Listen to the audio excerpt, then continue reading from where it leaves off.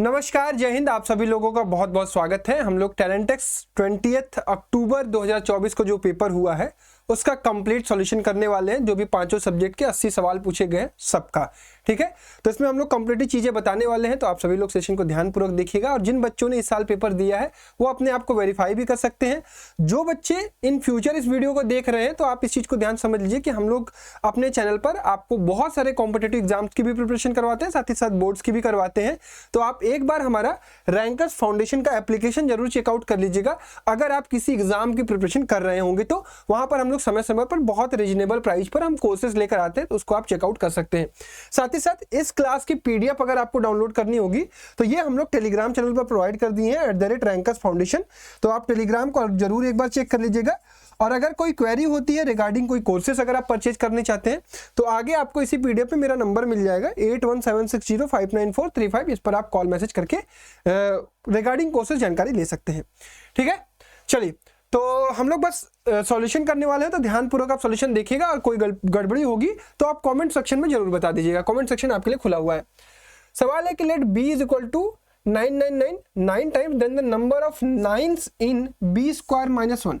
इसको कैलकुलेट करना है b स्क्वायर माइनस 1 को।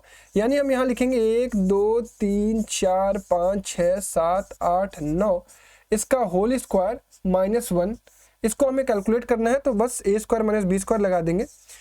3 4 5 6 7 8 9 प्लस 1 एक ब्रैकेट में आ जाएगा, दूसरे में घटाएंगे तो ये कितना हो जाएगा 1 2 3 4 5 6 7 8 और ये 8 आ जाएगा, ठीक है। मैंने सबसेट कर दिया। और ये क्या हो जाएगा 1 2 3 4 5 6 7 8 9 इंटू दिस जो लिखा हुआ है 1 2 3 4 5 6 7 8 और ये 8 मल्टीप्लाई करेंगे तो आंसर क्या आ जाएगा, ये आ जाएगा 9 9 4 बार 9 5 6 7 8 ये 8 और ये 0 आ जाएगा आई थिंक, ठीक है। जैसे अगर आप 99 में 100 का मल्टीप्लाई करेंगे तो कितना आ जाएगा 99 100 आ जाएगा। अच्छा, ये 0 और आगे जाएगा, हाँ सॉरी। तो कितना हो जाएगा 1 2 3 4 5 6 7 8 9, ठीक है। तो बेसिकली आपसे पूछा गया है कि आप बताइए कि कितने नंबर ऑफ नाइन्स आएंगे, तो ये 8 नंबर ऑफ नाइन्स आएंगे ना। क्लियर है, तो पहले का आंसर ए होगा। क्लियर। चलिए, दूसरा सवाल, one of the factors is given by. तो इसका फैक्टर फाइंड आउट करने के लिए आपके पास सिंपल तरीका यही है कि आप इससे डिवाइड करके देख लीजिए, जिससे पूरी तरीके से डिविजिबल होगा वही उसका फैक्टर होगा। तो हम लोग डिवाइड करते हैं a square plus a plus 1 से a to the power 5 plus a plus 1 को। तो ये a क्यूब टाइम्स अगर हम करते हैं तो ये हो जाएगा a to the power 5 plus a to the power 4 plus a cube. Subtract करेंगे माइनस माइनस ये कट जाएगा, बचेगा minus a to the power 4 minus a cube plus a plus 1। फिर इसके बाद मल्टीप्लाई करेंगे minus a cube times a cube नहीं minus a square times. तो माइनस a स्क्वायर से करेंगे तो minus a to the power 4 minus a cube हो जाएगा माइनस a स्क्वायर हो जाएगा। यहाँ करेंगे ये प्लस ये प्लस ये प्लस ये कट गया, बचा a square plus a plus 1। तो अच्छी बात यह है कि पहला ही ऑप्शन चेक करने पर आपको आंसर मिल जाएगा a square plus a plus 1। यहाँ माइनस माइनस माइनस 0 आ जाएगा, यानी ये डिविजिबल हो रहा है, रिमाइंडर 0 आ रहा है। तो पहला ही ऑप्शन आपका क्या होगा, फैक्टर होगा। तो ऑप्शन वेरिफिकेशन से आप इस सवाल को कर सकते थे। चलिए, question number 3 on your screen. In the given figure, if angle ABC is equal to 58 degree and angle ACB is equal to 38 degree, find the measure of BDC। यानी ये पता करना है, 90 नहीं होगा क्योंकि ये सेंटर्स नहीं पास हो रहा है, ऐसा कुछ नहीं दिया गया है।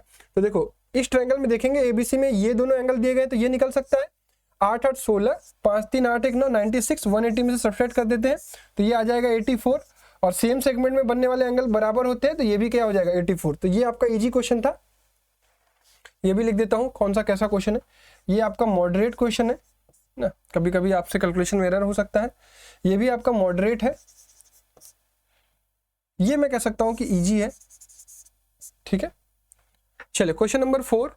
A triangle with integral sides has perimeter 8 units, the area of the triangle in square unit is given by.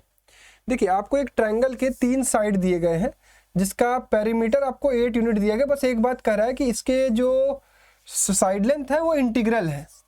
यानी अब आप हिट एंड ट्रायल से देखेंगे तो जैसे मैं अगर वैल्यूज देखूंगा तो 1 1 6 हो सकता है, 1 2 5 हो सकता है, 1 3 4 हो सकता है, 1 3 4 हो गया।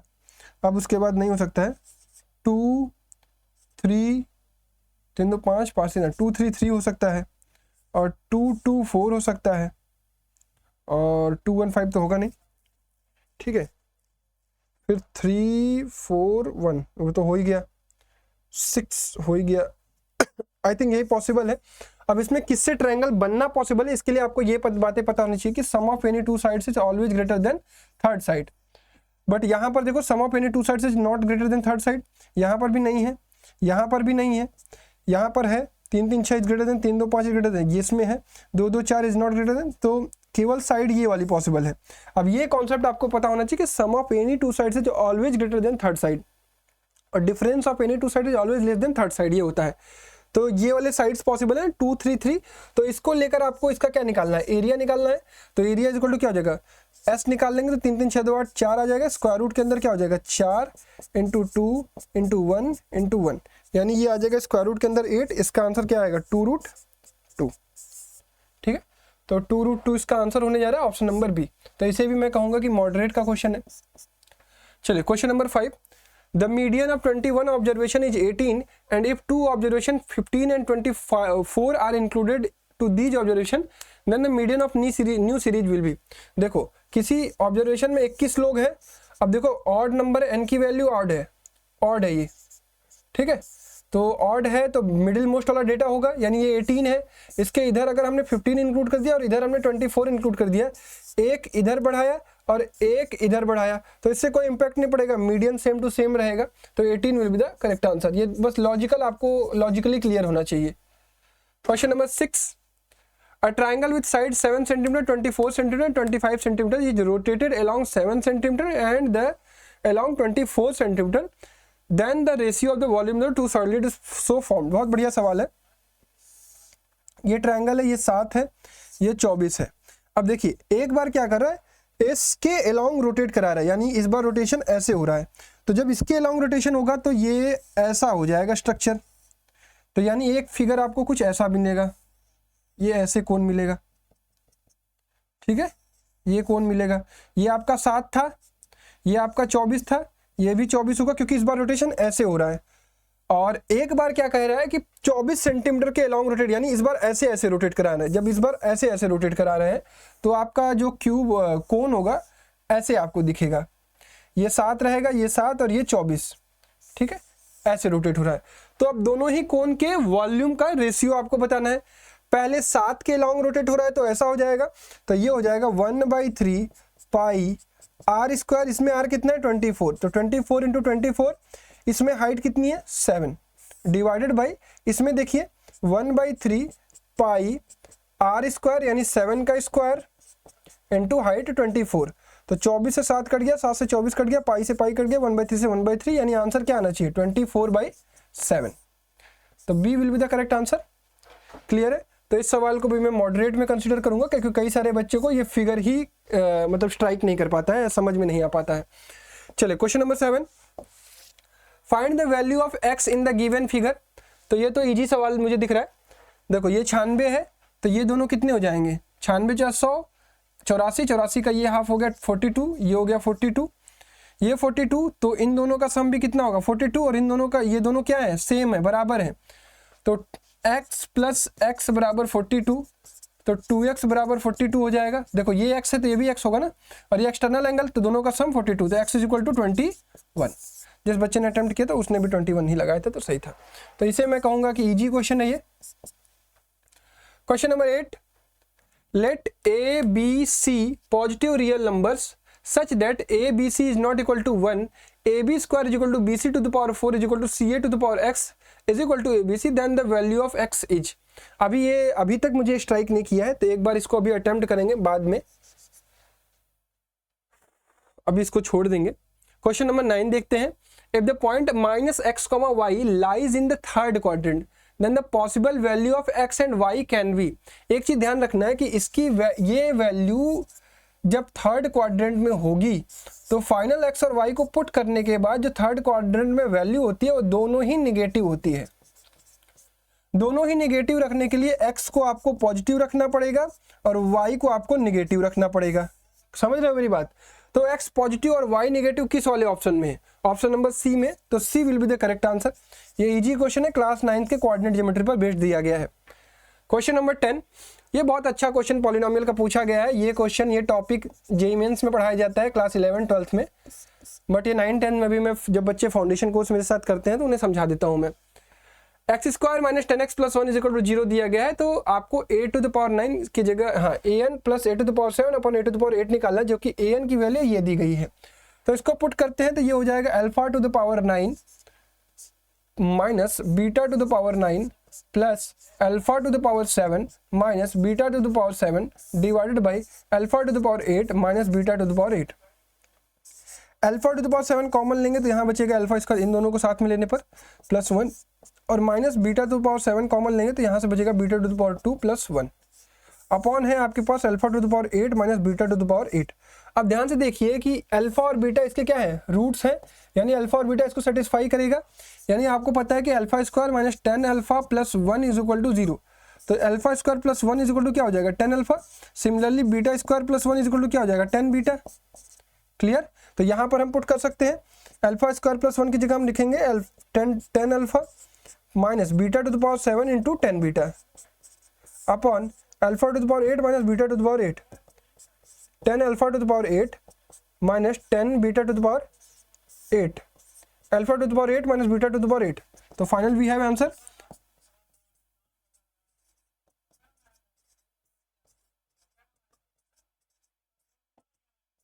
ये कट गया, ये 10। ठीक है, कोई दिक्कत आई होप नहीं होनी चाहिए। कुछ कैलकुलेशन एरर होगा तो बताइएगा, हालांकि मेरे को सही लग रहा है। ठीक है, तो ये एक मॉडरेट, क्या ये मॉडरेट टू टफ क्वेश्चन है। जब बच्चे को नहीं पता होता है तो वो नहीं कर पाएंगे इस सवाल को, इस तरीके के सवाल नहीं लगाए रहेंगे तो दिक्कत होगी। चलिए अगला सवाल बहुत ही आसान आपसे पूछा गया है। x plus 1045 into sine 30 is equal to this दिया गया, तो वैल्यू पुट कर दीजिए। ये 1 into 1/2 is equal to cos 60 की वैल्यू 1/2 इंटू 1, तो x इज इक्वल टू क्या हो जाएगा 1/2 माइनस 1/2 यानी 0। ये very easy question. Question number 12 आपके स्क्रीन पर है। ये बहुत अच्छा सवाल पूछा गया है। a minus B plus 5 is equal to 0 आपसे दिया गया है, and tan theta minus a into tan theta minus b is equal to 1। Find the value of tan theta minus a का whole cube minus 1 upon tan theta minus a का whole cube निकालना है आपको। देखिए इससे आप एक चीज फाइंड आउट कर सकते हैं कि tan थीटा माइनस a जो है वो किसके बराबर है, या tan थीटा माइनस b जो है या a ही है, एक ही बात हो गई, tan थीटा माइनस b के बराबर है। ठीक है, तो इसमें हम लोग क्या लिख सकते हैं, या फिर tan थीटा माइनस b जो है वो बराबर है 1 upon tan theta minus a के। पुट कर देते हैं तो ये इक्वेशन बन जाएगा tan थीटा माइनस a का whole cube minus tan theta minus b का होल क्यूब। ठीक है, बेसिकली ये क्या है x cube minus y cube. तो ओपन कर लेते हैं tan theta minus a minus tan theta minus b, x minus y into x square plus y square plus x Y. तो ये हो जाएगा tan थीटा माइनस a का whole square plus tan theta minus b का whole square plus tan theta minus a into tan theta minus b। Clear है क्या? इसको रखने में किसी को कोई समस्या नहीं। इसको जब ओपन करेंगे तो माइनस a प्लस b हो जाएगा, tan थीटा कट जाएगा, tan theta minus a minus tan theta plus b। अब यहाँ पर देखिए कुछ अरेंजमेंट करना पड़ेगा। ये a square plus b square minus 2ab plus 2ab करेंगे ताकि ये बन जाए a माइनस b का होल स्क्वायर, क्योंकि a माइनस b करने पर आपको tan थीटा कट जाएगा, माइनस a प्लस b बचेगा, और माइनस a प्लस b की वैल्यू जो होगी वो 5 होगी। इसको आप यहाँ पुट कर सकते हैं क्योंकि नंबर्स में आंसर आ रहा है, इसका आपको ध्यान रखना है। तो बेसिकली हम यहाँ पे क्या करने वाले हैं, tan थीटा माइनस a का whole square plus tan theta minus b का whole square minus 2 times of tan theta minus a into tan theta of minus b, ये कर रहे हैं, plus 2 times of tan theta minus a into tan theta minus b।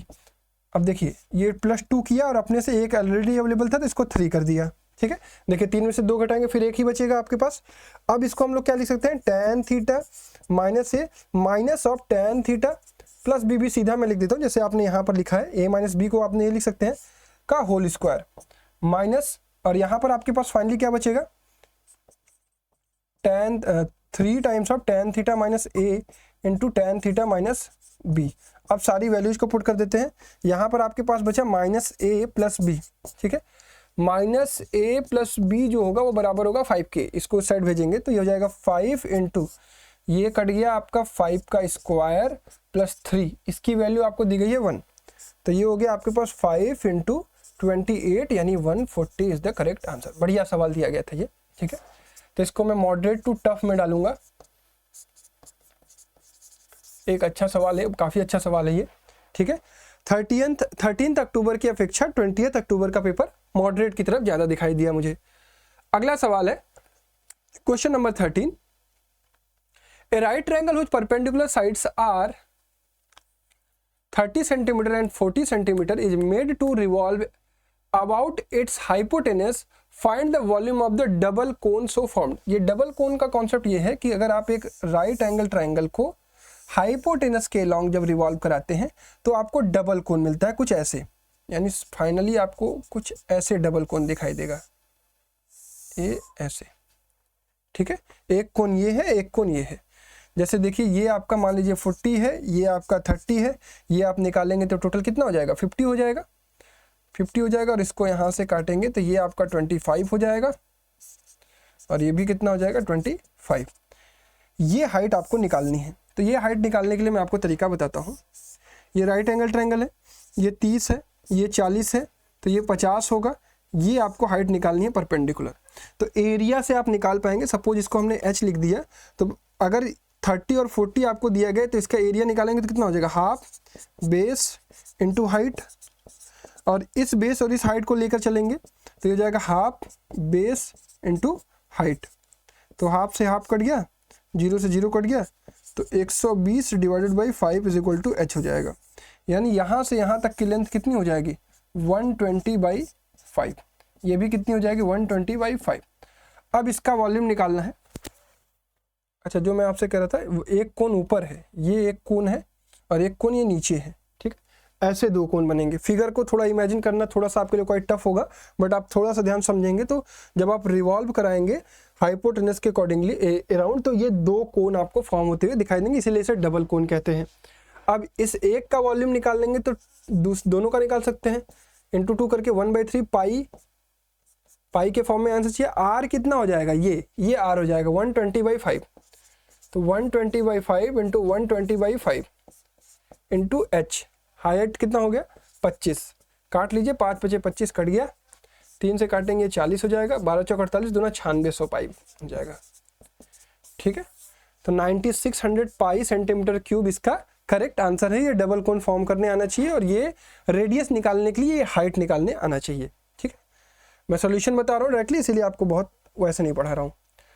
In the figure CGD = 80 degree, then the measure of angle A + angle B + angle E + angle F क्या होगा। ये पीछे वाला सवाल को मैं मॉडरेट टू टफ में डालूंगा। चलिए, अब ध्यान पूर्वक आप समझिए कि आपको this plus this plus this plus this निकालना है, और प्लस दिस आपको पता है क्या होता है, ये एक पेंटागन हो जाएगा। ये एक पेंटागन है, 1 एंगल 2 एंगल 3 एंगल 4 एंगल और 5 एंगल। तो sum of interior angle of pentagon कितना होता है, कहोगे 540, जिसको फॉर्मूला नहीं पता है, n - 2 × 180 होता है। n की वैल्यू 5 रख दीजिए, आप आंसर आ जाएगा। अब आप देखिए, क्या आप इसका पूरा एंगल निकाल सकते हैं, तब ये निकल जाएगा। तो ये 80 है, तो ये कितना हो जाएगा, ये 100 होगा, और ये भी कितना होगा 100 होगा। तो 100 + 100 280। अब बच कितना रहे, 540 में से 280 हटा दीजिए, ये कितना हो जाएगा 60, और ये कितना हो जाएगा आपका 260। ठीक है, 260 इसका करेक्ट आंसर होगा। क्लियर है, 260 will be the correct answer. Last question जो मैथ का पूछा गया था, इफ द लाइन्स, इसको भी मैं इजी टू मॉडरेट में डालूंगा।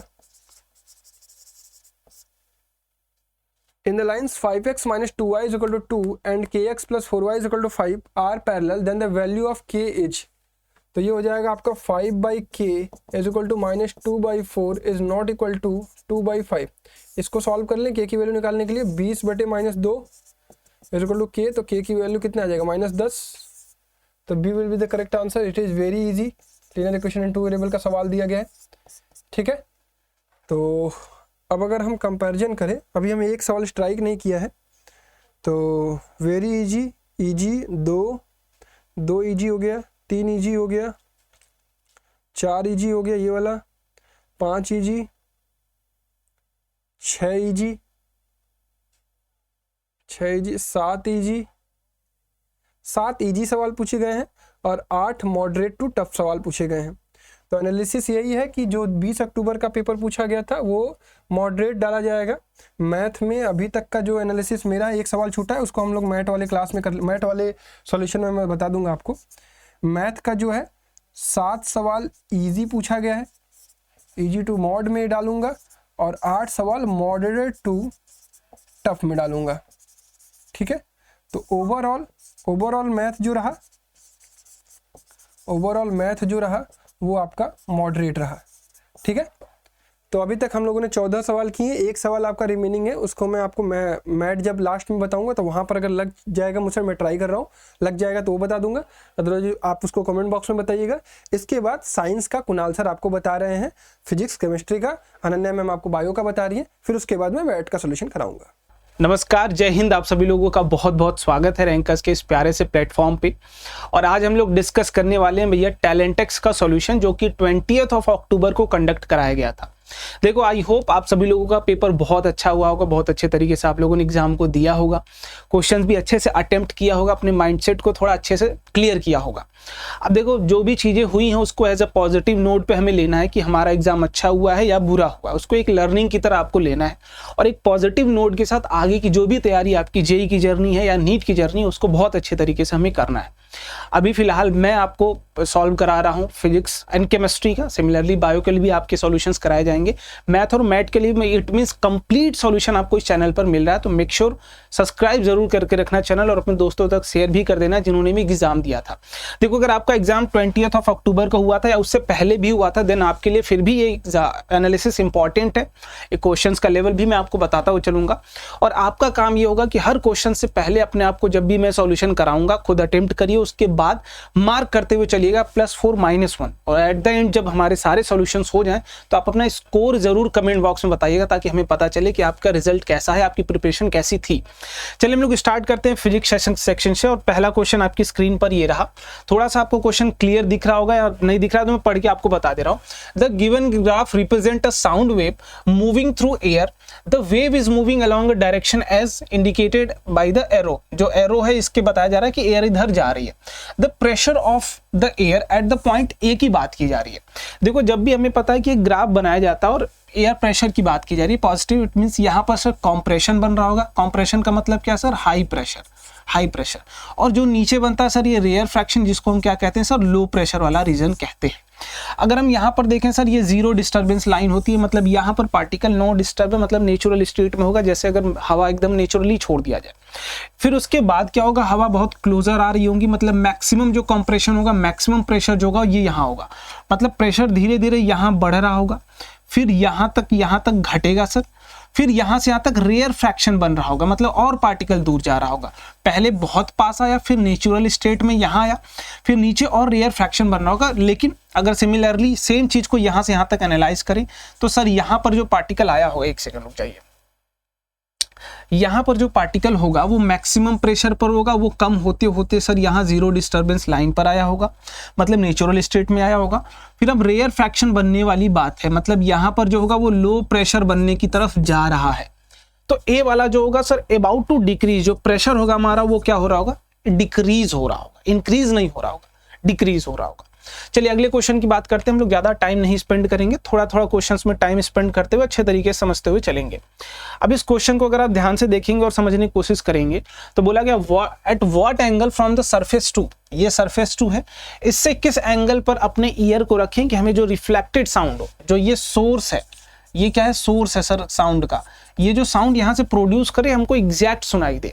देखो, हमें पता है कि साउंड जो होता है वो लॉ ऑफ रिफ्लेक्शन को भी फॉलो करता है, रिफ्लेक्शन वैलिड होता है और रिफ्लेक्शन का मतलब है इंसिडेंट एंगल रिफ्रैक्टेड एंगल के बराबर होगा। तो यहाँ अगर मैं बोलूँ सर कि ये अगर हम यहाँ पर सरफेस देखें, सरफेस के नॉर्मल खींचेंगे तो ये वाला एंगल और ये वाला एंगल बराबर होगा। मतलब अगर ये 90 हमने खींचा है, ये टोटल 90 है, तो ये वाला 60 होगा, ये वाला भी 60 होगा, तो ये ऑटोमेटिकली 30 हो जाएगा। और ये दोनों परपेंडिकुलर हैं तो सर ये 60 पे हो जाएगा। और अगर ध्यान से देखेंगे तो ये वाला भी 60 ही एंगल आएगा। ठीक, क्यों? क्योंकि यहाँ पर नॉर्मल अगर आप खींचेंगे तो ये 30 हो जाएगा, ये वाला भी 30 हो जाएगा, रिफ्लेक्शन लॉ को वैलिड करने के लिए। तो जो इस कान को आपको रखना पड़ेगा वो कहाँ रखना पड़ेगा सर? ये जो साउंड आएगी ना रिफ्लेक्ट करके, वो इस सरफेस 2 से 60 डिग्री पर आएगी, तो हमें 60 डिग्री पर रखना पड़ेगा सरफेस 2 से। ठीक है, जिस भी बच्चे का उसने थोड़ा सा यहाँ पर मिस्टेक कर दिया, 30 नहीं होगा। चलिए आगे बढ़ते हैं, क्वेश्चन नंबर 3 की तरफ चलते हैं। बोला गया if an object moves 20 centimetre towards a concave mirror. मान लो पहले ऑब्जेक्ट यहाँ रखा गया था, अब अगर इसको 20 सेंटीमीटर मूव यहाँ कर देते हैं, देन क्या बोला गया है, ध्यान से देखिए, then image of the same size object, मतलब जो ऑब्जेक्ट की इमेज है वो सेम बन रही है। मतलब मैं ये वाला जो पॉइंट होगा सर, ये सेंटर ऑफ कर्वेचर होगा और इमेज यही बन रही होगी। ठीक, तो इसका फोकल लेंथ बताना है। मैं बोल रहा हूँ सर इसका जो फोकल लेंथ होगा कुछ ये होगा, इसका फोकल लेंथ ये होगा सर सेंटर ऑफ कर्वेचर। ठीक, ये होगा सेंटर ऑफ कर्वेचर। मैंने थोड़ा सा यहाँ पर लाइनिंग ऊपर नीचे कर दी है, मैं थोड़ा सा इसको सही कर देता हूँ। ठीक है, यहाँ ऑब्जेक्ट अगर रखा जाएगा तो उसकी इमेज सर यहीं बनेगी। और हमें पता है अगर यहाँ से यहाँ तक की दूरी रेडियस होती है सेंटर ऑफ कर्वेचर से पोल तक की, तो सर ये फोकस से लेके जो होगा फोकस, ये फोकस क्या होगा हमारा सर, रेडियस बाई 2 होगा। क्या होगा? रेडियस बाई 2 होगा। तो हम पहले रेडियस निकाल लेते हैं। रेडियस कैसे निकालोगे सर? पहले हमें दिया गया था कि x है, पोल से पहले की दूरी कितनी है सर, x, तो हम रेडियस अभी निकाल रहे हैं। तो हमें यहाँ से यहाँ तक की दूरी चाहिए, तो सर ये टोटल पहले x था, तो x उसमें से कितना हटा दिया हमने सर, -20 हमने हटा दिया, तो ये हो गया सर हमारा रेडियस। लेकिन हमको चाहिए फोकल लेंथ, तो फोकल लेंथ क्या होगी सर? फोकल लेंथ होगा सर x - 20 आपने किया था, इसको 2 से डिवाइड कर दीजिए। और विद साइन कन्वेंशन चाहिए तो साइन कन्वेंशन बाहर नेगेटिव लगा सकते हैं आप, क्योंकि इसका लेफ्ट में है। अगर पोल से राइट जाते हैं तो पॉजिटिव, लेफ्ट जाते हैं तो नेगेटिव। तो ऑप्शन नंबर बी हो जाएगा। ये था x - 20। ठीक, ये था x - 20/2। ठीक है, चलिए ऑप्शन नंबर चेक कर लीजिएगा, पर्टिकुलर यही होगा। आगे बढ़ते हैं हम लोग। अब थोड़ा 9th वाले भी क्वेश्चंस को देख लो आप। ठीक है, इन अ यूनिफॉर्म मोशन, जब भी देखो आपसे बोला जाए, कभी भी अगर आपसे बोला जाता है सर यूनिफॉर्म मोशन की बात की जाती है, डेफिनेशंस आपके बहुत क्लियर होनी चाहिए। और अगर आप आगे 11th में भी जाके पढ़ाई करते हो या 12th में भी करते हो तो मैं आपको एक ही सजेशन दूंगा, बाकी सारे सब्जेक्ट्स में भले आप कुछ मत करना, फिजिक्स के डेफिनेशंस जो बेसिक्स हैं वो बहुत क्लियर होने चाहिए, क्योंकि वो आपके मेंस लेवल में तो उतना इंपॉर्टेंट आपको नहीं लगेगा, बट जब आप एडवांस पर्पस के लिए जाओगे या किसी अच्छे क्वेश्चंस, फ्रेम्ड क्वेश्चंस की तरफ जाओगे, तब इंपॉर्टेंट आपको समझ में आएगा, जो फार्मूला बेस्ड ना हो। तो यूनिफॉर्म मोशन की अगर आप बात कर रहे हैं, मतलब आप सिंपल सी बात है कि आप बात कर रहे हैं सर कांस्टेंट स्पीड की। किसकी बात करें सर? कांस्टेंट स्पीड की, मतलब स्पीड नहीं बदल रही हो उसकी। ठीक है, तो एवरेज स्पीड के बारे में पूछा गया है और इंस्टेंटेनियस स्पीड की बात किया गया। सर एवरेज स्पीड, जब स्पीड बदल ही नहीं रही है, तो मैं ए से बी अगर 10 से, मान लो मैं बोल रहा हूँ सर यहाँ मैं ए हूँ, ए से बी पर मैं जा रहा हूँ कितनी स्पीड से, 20 मीटर पर सेकेंड से, तो सर मेरी एवरेज भी तो वही होगी, क्योंकि मैं स्पीड चेंज ही नहीं किया मैंने, तो वही एवरेज भी होगी। और मैं किसी भी इंस्टेंट पे आपसे पूछूं कितनी स्पीड है, आप बोलेंगे सर 20 है, तो वो चेंज ही नहीं हो रहे, तो सर एवरेज स्पीड जो होगा वो बराबर होगा किसके? इंस्टेंटेनियस स्पीड के। ठीक है, चलिए आगे बढ़ते हैं फिर। अब बोला गया 2 स्फेरिकल बॉल है 10 kg का, ठीक, are placed with centre 1 mm apart. ठीक है, देखिए 2 बॉल है ऐसा, एक बॉल ये एक बॉल ये, इन दोनों के बीच जो सेंटर टू सेंटर डिस्टेंस है सर वो 1 mm है। ठीक, और मास जो है इन दोनों का कितना है सर? 10 kg है। दोनों का मास कितना है? 10 kg है। ठीक, the gravitational force of attraction between them, sir हमें पता है जो फोर्स होता है g mass of 1 mass of 2 upon radius का स्क्वायर, लेकिन सारी SI यूनिट होनी चाहिए, इट शुड बी क्लियर्ड। ठीक, फोर्स बराबर क्या होगा? जी ही रहने दीजिए, आंसर आपके सारे जी में है।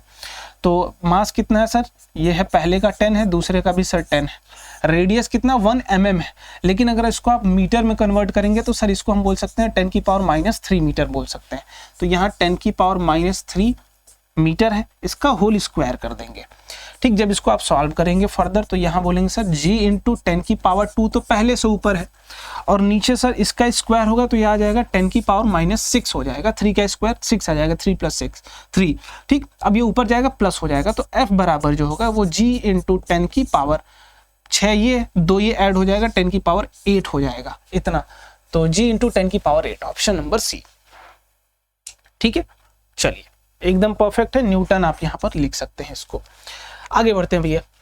अ ball thrown from upward from a ball throw upward from a point P and reaches a highest point Q। देखो अगर मैं बोल रहा हूँ कि यहाँ से किसी बॉल को अगर हम फेंक रहे हैं, दिस इज पॉइंट P, और इसको हम फेंक रहे हैं तो नो डाउट हम इसको वेलोसिटी दे रहे होंगे और ये मैक्सिमम किसी पोजीशन पर जा रही है, ठीक। ये पॉइंट क्या है सर, Q। यहाँ पर सर इसकी वेलोसिटी 0 होगी। मतलब अगर आप नॉर्मली सोचें थोड़ा सा कॉन्सेप्ट, बाकी अगर आप वर्क एनर्जी पावर पढ़े होंगे तो आपको नो डाउट यहाँ बताया जाता है कि जब बॉल वर्टिकल हाइट ट्रैवल करती है, इन दैट केस उसकी काइनेटिक एनर्जी कन्वर्ट हो रही होती है पोटेंशियल में, पोटेंशियल कन्वर्ट हो रही होती है काइनेटिक में। तो यहाँ देखें तो सर यहाँ हम ग्राउंड पर मान लेते हैं कि सर पोटेंशियल एनर्जी 0 होती है क्योंकि हाइट 0 है, बट काइनेटिक एनर्जी कुछ तो उसकी होगी। अब जब टॉप पे बात करें सर, वेलोसिटी 0 है मतलब काइनेटिक एनर्जी 0 है, बट हाइट कुछ है तो पोटेंशियल एनर्जी होगी। तो आप ध्यान से देख पा रहे हैं यहाँ पर पोटेंशियल एनर्जी 0 थी, बट यहाँ पोटेंशियल एनर्जी है, यहाँ पर काइनेटिक एनर्जी थी, यहाँ ये 0 है। मतलब यही वाला काइनेटिक एनर्जी पूरा कन्वर्ट हो गया होगा किसमें, पोटेंशियल एनर्जी में, पूरा का पूरा पोटेंशियल एनर्जी में। तो सिमिलरली बोला क्या गया है, काइनेटिक एनर्जी एट P, जो P की काइनेटिक एनर्जी है वो इक्वल होगी किसके, पोटेंशियल ऑफ Q के बराबर। बिल्कुल एकदम सही बात है, ठीक है। चलिए आगे बात करते हैं। अगले क्वेश्चन में देखिए, the diagram of the situation 1 shows one person failing to move refrigerator up a ramp, while diagram of the situation 2 shows 2 people successfully pushing। अच्छा ठीक है, यहाँ बोला गया है कि यहाँ पर अगर आप ध्यान से देखेंगे तो एक कोई आदमी है जो इसको पुश नहीं कर पा रहा है, ठीक है। ये कितने का फोर्स लगा रहा है सर, 800 न्यूटन का फोर्स लगा रहा है, बट उसको पुश नहीं कर पा रहा है।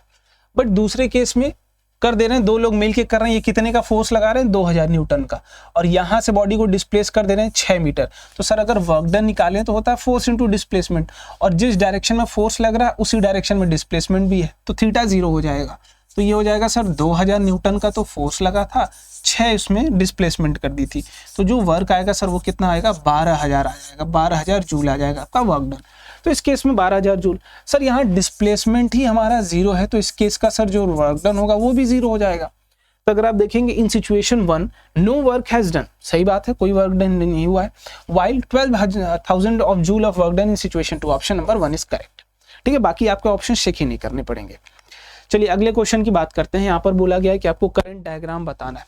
देखो आप हमेशा एक बात समझिएगा, अगर एक कोई सर्कल है तो इसके सेंटर से जो भी आप रेडियस खींचते हो ना, इस कर्वेचर के वो हमेशा परपेंडिकुलर होता है। मतलब अगर ये कोई कर्वेचर, ये भी तो सर्कल का एक पार्ट ही है, जो कॉन्केव मिरर बनाते हैं या लेंस बनाते हैं वो भी कर्व का ही पार्ट होता है। तो उसके सेंटर से जो भी लाइन उसके सरफेस पर फॉल होगी वही हमेशा नॉर्मल रे होती है।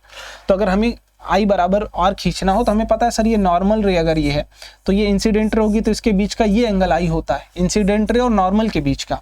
तो सर ये इंसिडेंट रे है हमारी, मैं डायरेक्टली दिखा दे रहा हूँ, और ये सर सेंटर है, तो इस कर्व पे उस सेंटर से जो भी लाइट आएगी वही क्या होगी सर, नॉर्मल होगी। तो मैं यहाँ से एक लाइन ये खींच दे रहा हूँ, तो यही तो हमारी नॉर्मल रे होगी, यही तो नॉर्मल रे होगी। और ये इंसिडेंट रे है, ये कौन सी रे है सर, ये वाली इंसिडेंट रे। तो आप खुद बताइए, इंसिडेंट रे और नॉर्मल के बीच वाला ही एंगल तो आई होगा। यहाँ सर कुछ भी है, यहाँ ये नॉर्मल बता दिया गया, ये गलत है। यहाँ अगर आप देखेंगे तो नॉर्मल ये बता दिया गया, ये भी गलत है। यहाँ ये नॉर्मल, ये भी गलत है। सेंटर से आनी चाहिए तब नॉर्मल आएगी। तो ऑप्शन नंबर कौन सा सही है सर, सी वाला।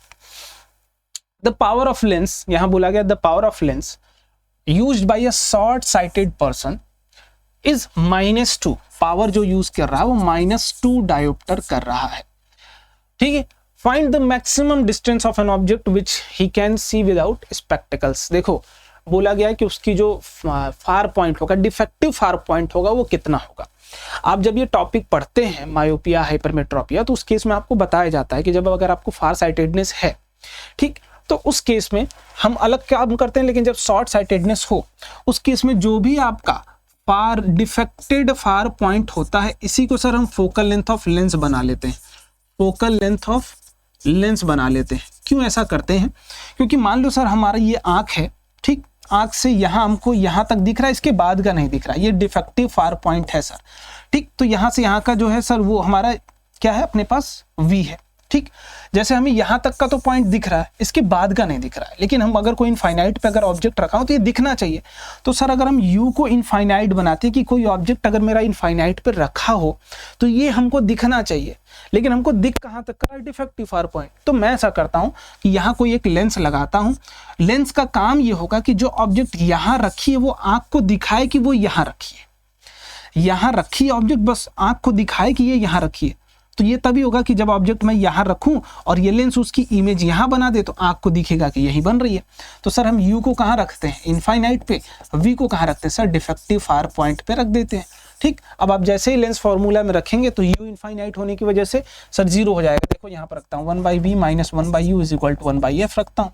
सर ये इनफाइनाइट होगा तो ये पूरा क्वांटिटी 0, तो 1/v बराबर 1/f हो जाएगा।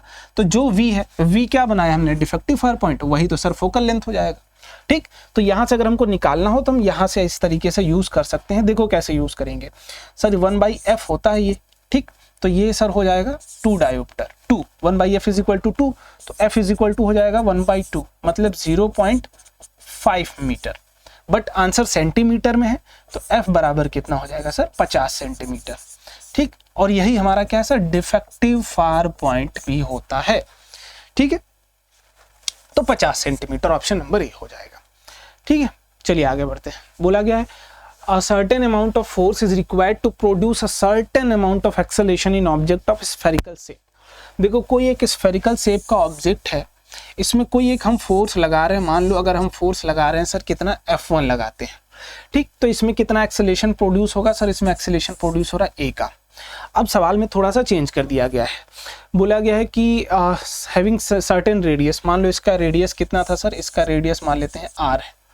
अब बोला गया है physics student willing to produce the same acceleration in another spherical object of same material, material भी सेम दिया गया है, ये आप ध्यान रखिए, मतलब डेंसिटी सेम है।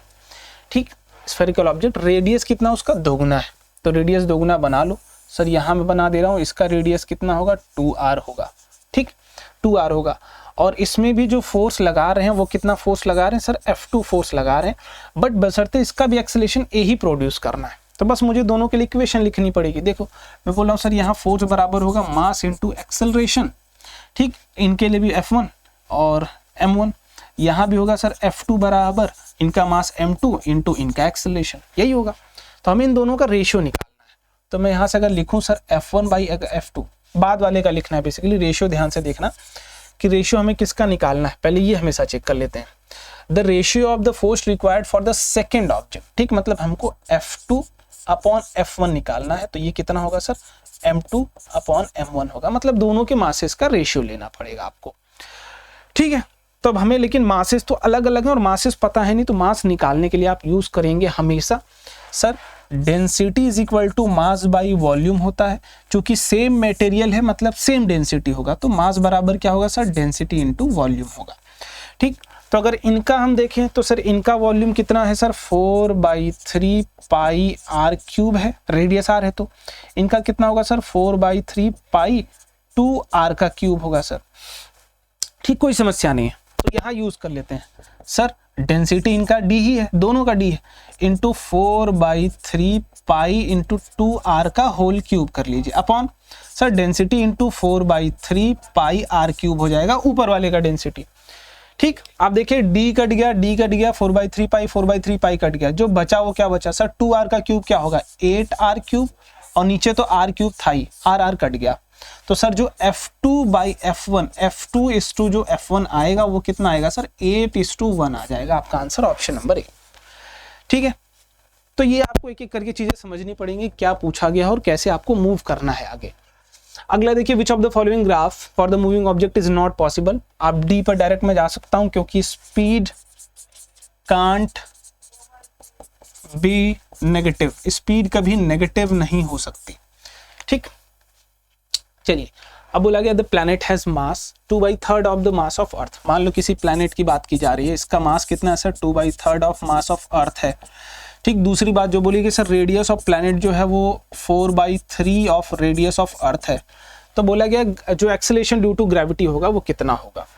देखिए ध्यान से मैं आपसे बोलता हूँ सर, ग्रेविटी ऑफ अर्थ जो होता है वो होता है g into mass of earth upon radius of earth का होल स्क्वायर होता है। बट अगर हम किसी प्लैनेट से कंपेयर करें तो जीपी बराबर क्या होगा sir, G into mass of planet हो जाता अपॉन रेडियस ऑफ प्लैनेट का होल स्क्वायर हो जाता। ठीक, तो ये अर्थ के लिए हो गया, ये हो गया किसी प्लैनेट के लिए। बट हमें प्लैनेट और अर्थ के बीच का रिलेशन दिया गया, तो उसका यूज करके हम कंपेयर करेंगे।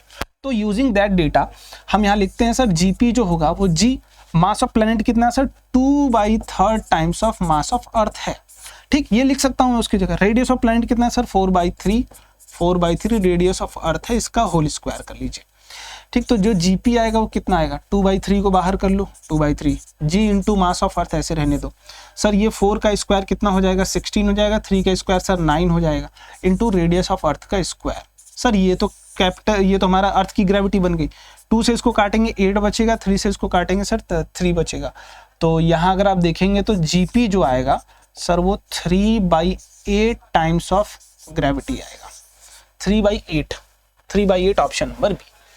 ठीक है, the ratio of magnitude of acceleration of the planet, यहाँ से अगर आप निकालेंगे तो सर जीपी बाई जी जो आएगा वो कितना आएगा, 3/8 आ जाएगा। ठीक है, चलिए अगले सवाल पढ़ते हैं। अ रे इज ऑब्लिकली, अच्छा, a ray is incident obliquely on a diverging lens, ठीक, such that passing through the optical centre, optical centre की बात हो रही, डाइवर्जिंग लेंस कौन सा होगा सर, कॉनकेव की बात की जा रही है। कोई भी एक रे है जो ऑब्लिकली इंसिडेंस हो रही है, मतलब नॉर्मली नहीं आ रही, यहाँ पर आ रही है, ठीक, ऑप्टिकल सेंटर पर आ रही है। द रिफ्रैक्टेड रे will travel along the direction, हमें पता है अगर कोई भी लाइट रे ऑप्टिकल सेंटर से पास हो रही है तो अपने डायरेक्शन को डेविएट नहीं करती है, वो सेम डायरेक्शन में चली जाती है। ठीक है, तो हम बोल सकते हैं same as the incident ray, हाँ sir same as the incident ray, वो डेविएट नहीं होगी। चलिए आगे बढ़ते हैं। यहाँ देखो, ऐसे सवालों में हमेशा ध्यान रखा करो डायरेक्ट अप्रोच, डायरेक्ट फॉर्मूला। जब भी आप रेयरर मीडियम से देख रहे हैं और डेंसर में देख रहे हैं, हमेशा याद रखिएगा जो रियल डेप्थ जो है अपॉन जो अपरेंट डेप्थ होगा वो बराबर होगा जिस मीडियम में ऑब्जेक्ट रखा गया है, म्यू के बराबर। ये फॉर्मूला प्रूफ कराया जाता है। बाकी अब मैं प्रूफ कराने के ऊपर जा नहीं रहा हूं, बाकी प्रूफ आप कर सकते हो। देखो ध्यान से, बोला गया 30 सेंटीमीटर नीचे रखा गया है तो चिड़िया को कितना दिखेगा।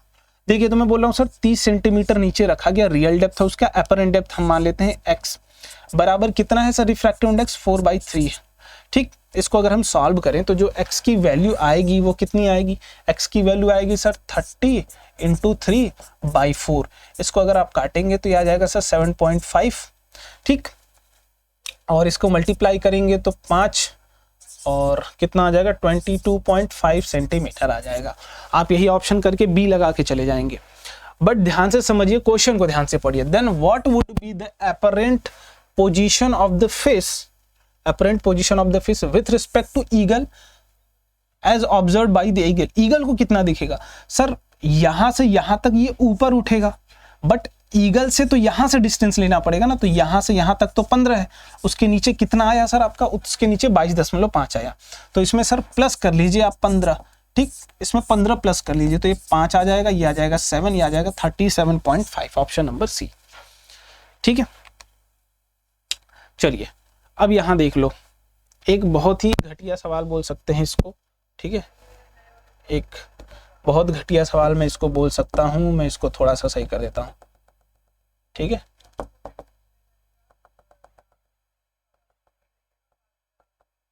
ठीक है, चलिए आइए भाई, इसको पढ़िए और अच्छे तरीके से करिए।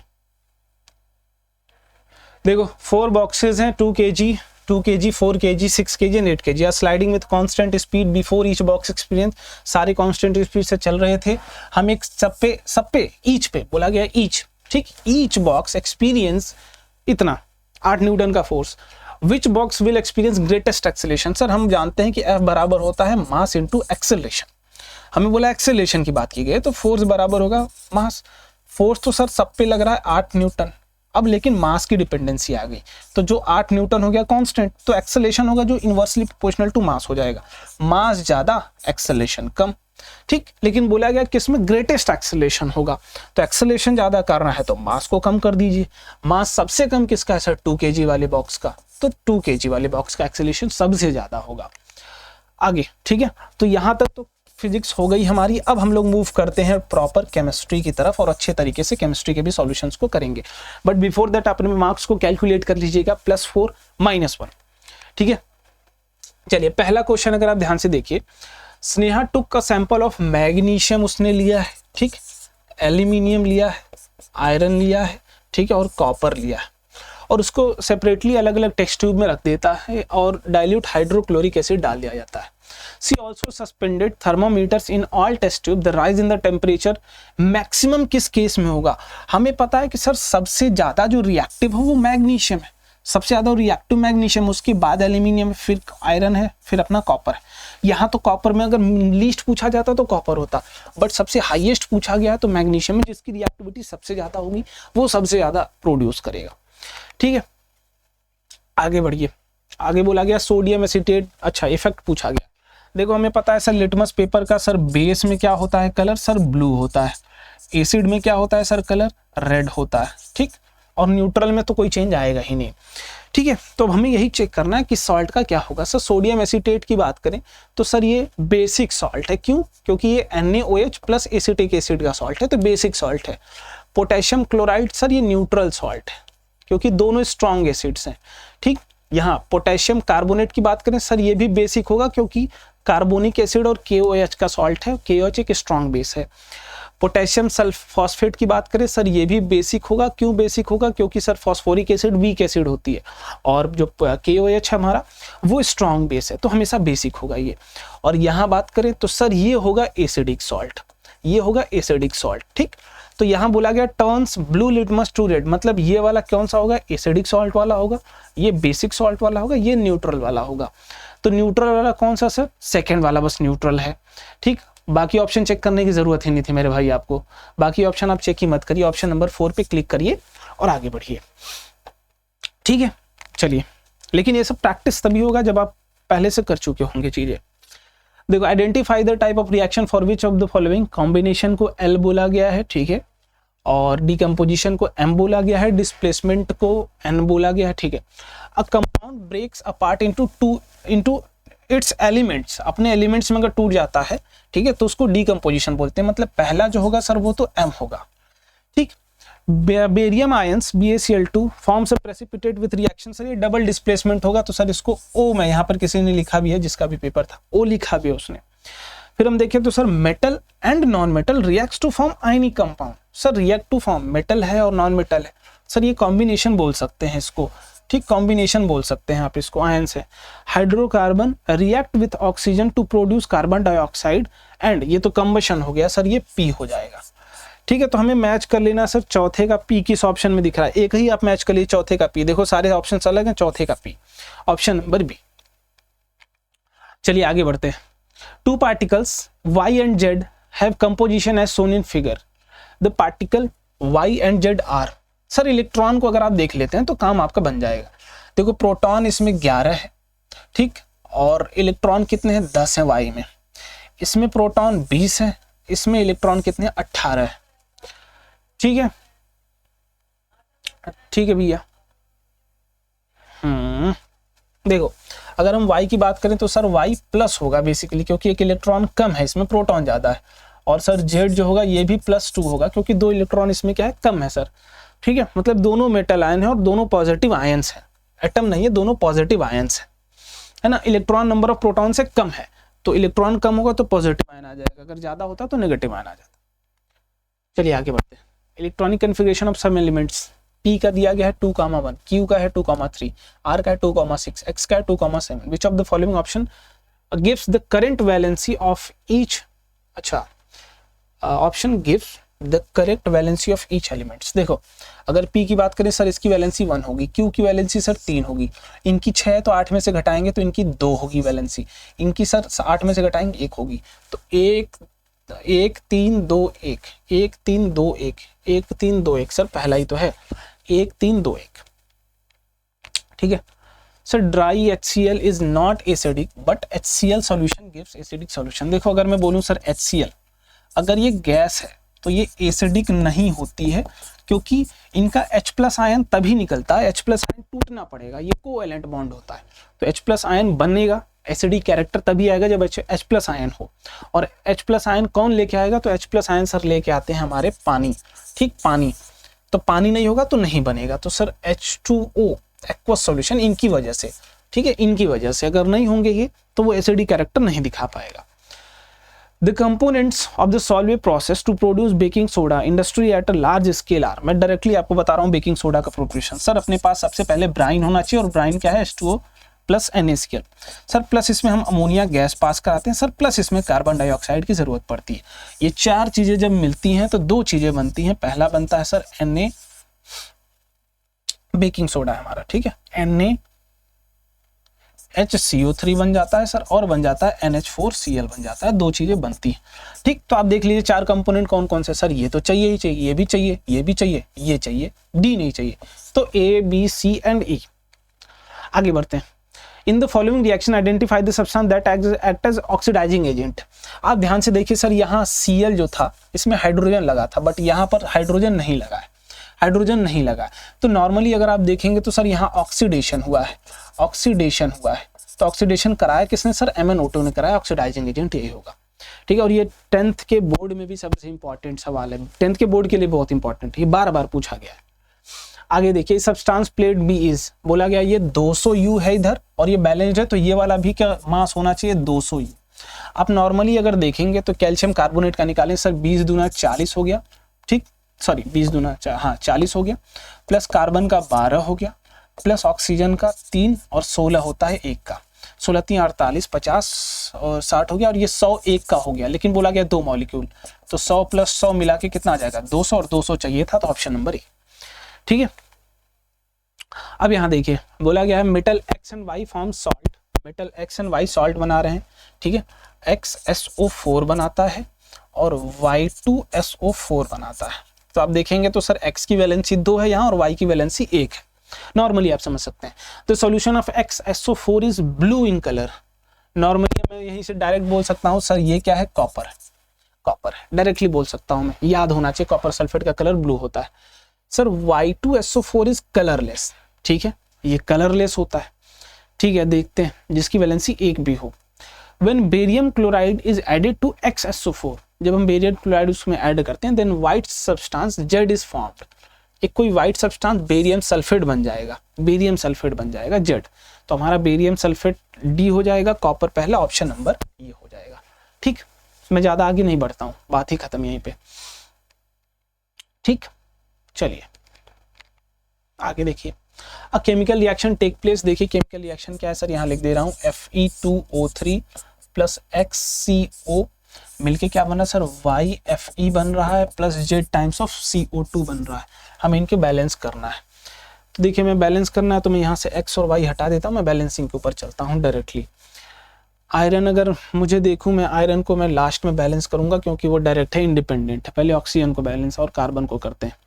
सर इधर कितना है, 3 यहाँ, 1 वहाँ, 4 है, ठीक। तो अगर मैं 4 करता हूँ तो क्या बैलेंस हो पाएगा, देखो ध्यान से, अगर कार्बन और ऑक्सीजन यहाँ डबल है, ठीक है।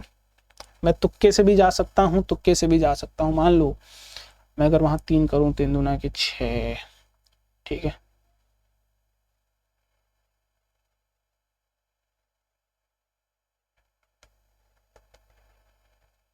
देखो अगर मैं यहाँ पे मान लेता हूँ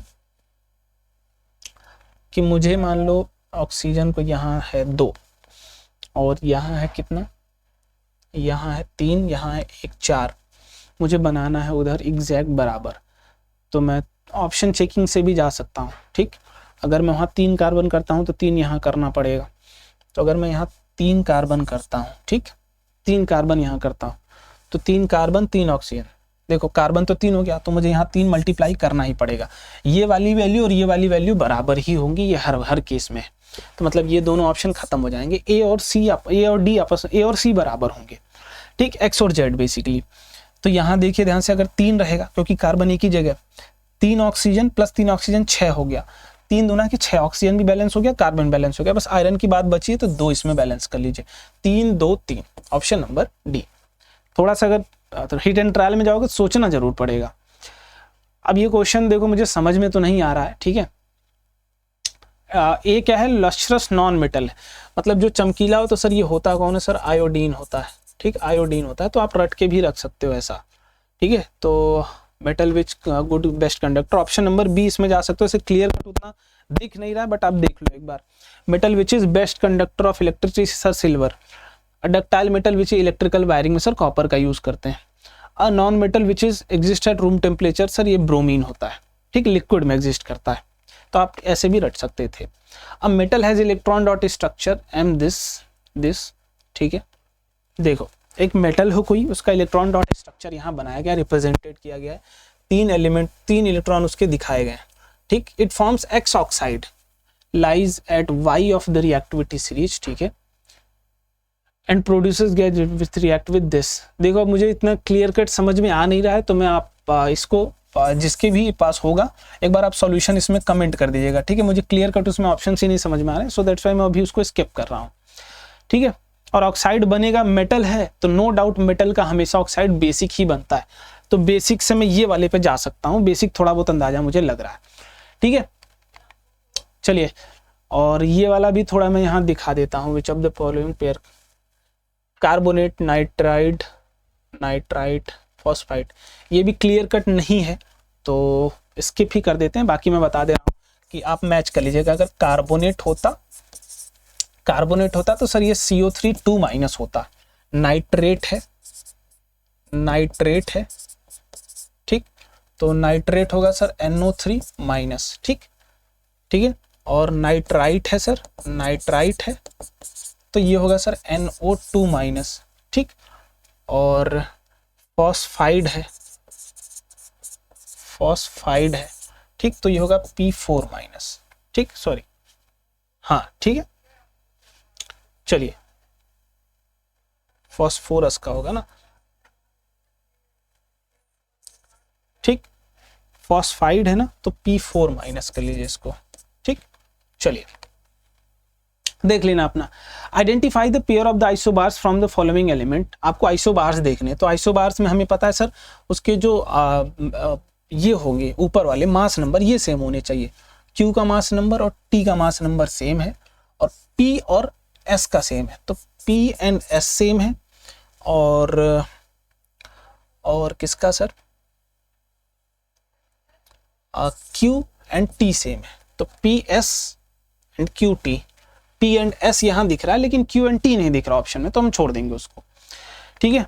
और यहाँ हम लोग एक बार फिर से मैं देख लेता हूँ, ऑप्शन दिख तो नहीं रहा है मुझे कोई, तो बट यहाँ एक समझ में नाइट्राइट है, तो ये वाला तो गलत है, बोला गया है इनकरेक्टली कौन सा पेयर्ड है।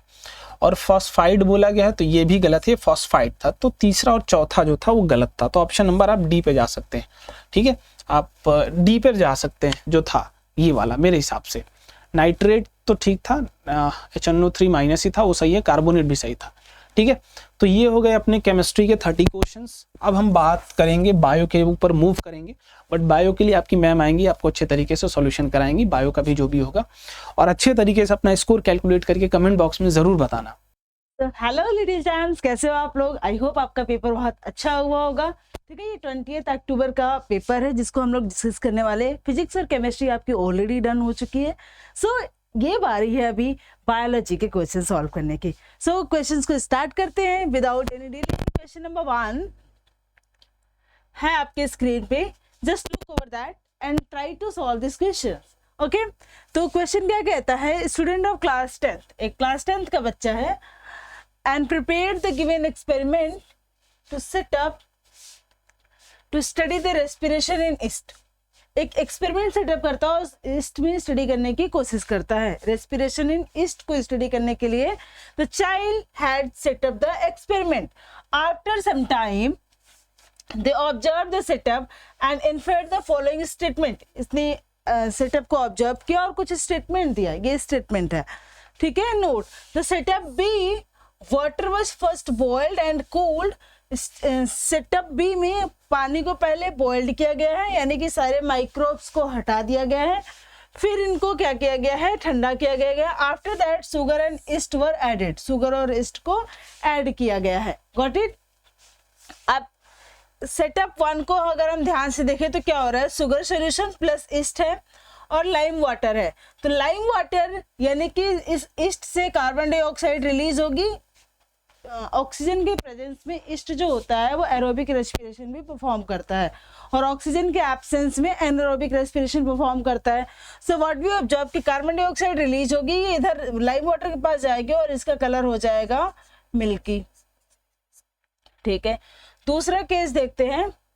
यहाँ पर शुगर सोल्यूशन है, ईस्ट है, लाइम वाटर है, पहले बॉइल्ड कर दिया, यानी कोई भी यहाँ पर अदर बैक्टीरिया अदर कंपोनेंट्स नहीं है, लेकिन ईस्ट है। तो ईस्ट क्या करेगा, फर्मेंटेशन करेगा या ईस्ट एनारोबिक और एरोबिक रेस्पिरेशन परफॉर्म करेगा और यहाँ पर इसके ऑयल ड्रॉपलेट्स के लेयर लगा दिए जिससे कि गैसेस ऊपर के ऊपर नहीं जा पा रहे हैं, नीचे के नीचे नहीं आ रहे। ठीक है, तो यहाँ पे हमें क्या देखने को मिलेगा, यहाँ पे मिल्की वाटर कोई कन्वर्जन नहीं होगा। तीसरा देखो, शुगर सॉल्यूशन है प्लस बॉइल्ड ईस्ट है, ईस्ट को हमने बॉइल्ड करके डाल दिया। ठीक है, और केवेस डाला। अब होगा क्या कि जैसे ही ये ईस्ट हमारा कार्बन डाइऑक्साइड बनाएगा, ये केवेच अब्जॉर्ब कर लेगा। ठीक है, एक्सपेरिमेंट देखते हैं। In setup A, lime water turns milky as yeast is ripening, respiring aerobically and producing carbon dioxide। Statement number 1 आपका करेक्ट है। 1 कहाँ पर है, यहाँ है, यहाँ है, यहाँ है, यहाँ है, सब में है। सेकंड देखते हैं, in setup B, lime water turns milky as yeast is produce lactic acid. ये बात गलत है, तो सेकंड वाला स्टेटमेंट गलत है। बी जहाँ सेकंड जहाँ पे होगा उसको इनकरेक्ट मार्क कर लेंगे। ठीक है, कहीं पे नहीं है। तीसरा देखिए, in setup C, no change was observe as yeast is respiring anaerobically. B में कोई चेंज ऑब्जर्व नहीं होगा, ये बात बिल्कुल सही है, लेकिन ये सही नहीं है कि east is respiring anaerobically. Anaerobically भी ईस्ट में अगर रेस्पिरेशन होता है तो कार्बन डाइऑक्साइड रिलीज करती है। ठीक है, यहाँ पर भी कार्बन डाइऑक्साइड रिलीज करती है, यानी कि थर्ड जहाँ जहाँ पे होगा वो हो जाएगा गलत। थर्ड यहाँ पर है, ठीक है, और थर्ड कहीं नहीं है। अब फोर्थ क्या आ जाता है, इन सेटअप बी की बात कर रहे हैं।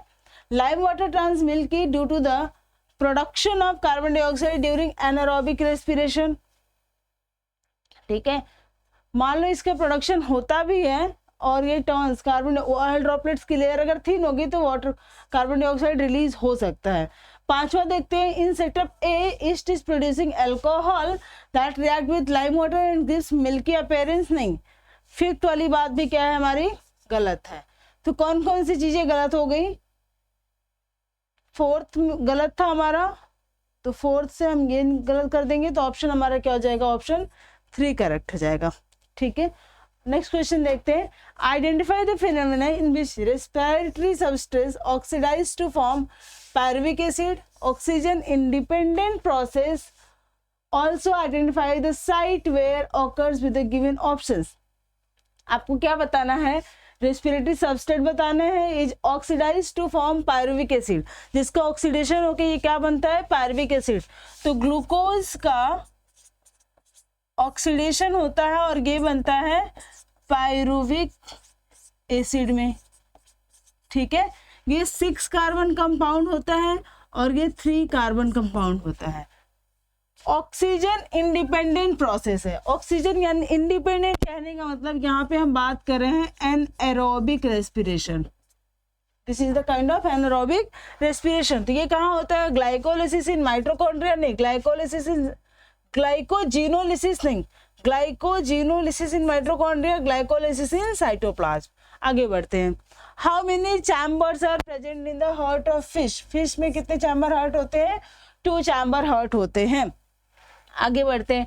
Human have 4 chamber heart. Yes, which of the following statement is not correct regarding such type of heart. इस 4 चैम्बर हार्ट के लिए कौन सी स्टेटमेंट करेक्ट नहीं है। The statement number 1 is indicate that the separation of right side and left side of the heart is useful to prevent oxygenated and deoxygenated blood। yes, ये जो 4 chamber heart होता है, इनकी जो सेप्टा होती है, इधर right atrium, right ventricle, left atrium, left ventricle पाया जाता है। The septa separate the oxygenated and deoxygenated blood. This side right side होते हैं हमारे डीऑक्सीजनेटेड ब्लड और लेफ्ट साइड होता है oxygenated blood. So the septa, the wall, the chamber which separate the oxygenated blood into the deoxygenated blood. Got it? तो ये बात सही है. हमें क्या बताना है बेटा? नॉट करेक्ट बताना है. दूसरा, 4 chamber heart allow to highly efficient supply of oxygen to the body. Yes. Amphibians and many reptiles have such type of heart. नहीं, amphibians के पास 3 chamber, amphibians के पास कितने chamber heart होते हैं? 3 chamber heart होते हैं reptile. इनके पास 4 chamber hearts नहीं होते हैं.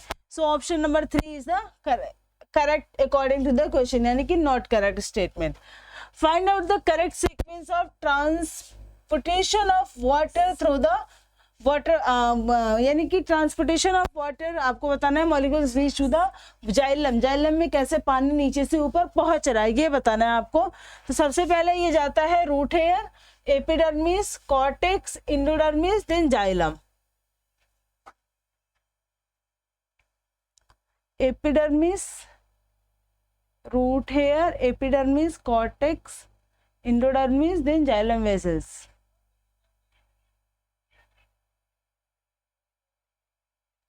Root hair, epidermis, cortex, endodermis, then xylem vessels. Option number A is the correct one. आगे बढ़ते हैं. यहाँ पे ये क्वेश्चन को ध्यान से देखो. ये क्वेश्चन रेस्पिरेशन का है. ऐसा सेम टू सेम क्वेश्चन हमने किया हुआ था जिसके लिए हमारे पास 2 इस तरीके से कर्व थे ऐसे. ठीक है. और अभी इन्होंने क्या किया है? सेपरेट करके दे दिया है. तो मॉक में हमने ये वाले क्वेश्चन डायरेक्ट अटेम्प्ट किए हुए थे जिसमें स्टर्नम और रिब केज के बारे में हमने डिस्कस किया था. मसल्स कॉन्ट्रैक्शन के बारे में हमने डिस्कस किया था. आ जाओ देखते हैं. Animal have evolve different organs for the uptake of oxygen from the environment to the getting out of the carbon dioxide produced. Human have the respiratory system for the process of breathing, and the graph shows the change in the volume of the thoracic cavity. जब हम inhalation करते हैं तो हमारे thoracic cavity का volume बढ़ जाते थे. बढ़ गया, रिलैक्स, कम हो गया. ठीक है. जो thoracic cavity का volume बढ़ता है तो costal muscles क्या होती है? upwards के साइड पे increase होती है. ठीक है. चलो ऑप्शन देखते हैं. तो यहाँ P से जो Q तक का रीजन है ये इस तरीके से, यानी कि ये रीजन इंडिकेट कर रहा है इनहेलेशन का. ठीक है. Q से R का रीजन क्या है? एक्सहेलेशन का है. इस बेसिस पे हमें क्वेश्चन सॉल्व करने हैं. Pressure in the lung increase from P to Q. P से Q प्रेशर जब भी हम क्या करते हैं, जब भी हम इनहेलेशन कर रहे हैं तो प्रेशर हमारा डिक्रीज होता है. ठीक है. और यहाँ पर प्रेशर इंक्रीज होता है. ये जस्ट उल्टा बोल दिया है इन्होंने इनहेलेशन और एक्सहेलेशन के पॉइंट ऑफ व्यू से. दूसरा, at point Q diaphragm is dome shaped. Q diaphragm is dome shaped and P and R it is flat. No. ठीक है. तीसरा देखते हैं. From P to Q ribs move upward and outward, where as Q to R ribs move downward and inwards. Yes, option 3 is the correct one. P to Q represents, P to Q exhalation, ये उल्टा बोल दिया. Q to R represents inhalation, ये उल्टा बोल दिया. तो option number 3 is the correct one. आगे बढ़ते हैं. Match the following.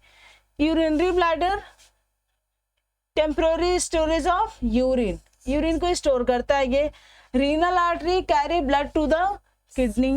Proximal convoluted tubules area where considerable amount of reabsorption takes place. ठीक है. Distal convoluted tubules main tubular secretion, glomerulus ultrafiltration. Match कराते हैं. क्या ऑप्शन करेक्ट हो जाएगा? ए का हो जा रहा है हमारे पास 5, ए का 5, ए का 5 और ये दोनों नहीं है. दूसरा, रीनल आर्टरी बी का 1, बी का 1, बी का 1. सी का देखते हैं. Proximal convoluted tubules area where consider amount of reabsorption takes place. C का 2, सी का 2. डी का ग्लोमेरुलस यानी कि 4 होना चाहिए, यहाँ पे 3 है, यानी कि ऑप्शन नंबर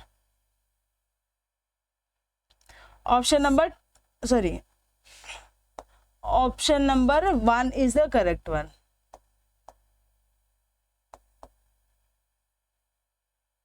इस स्लाइड पे option number 1 is the correct one. आगे बढ़ते हैं. Reference the flow chart and identify the A, B, C and D. ये सेम टू सेम एग्जैक्टली ये पाथवे मैंने क्लास में कराया हुआ है, एग्जैक्टली सेम पाथवे, ठीक है। डबल सर्कुलेशन ऑफ फ्लूइड का है ये।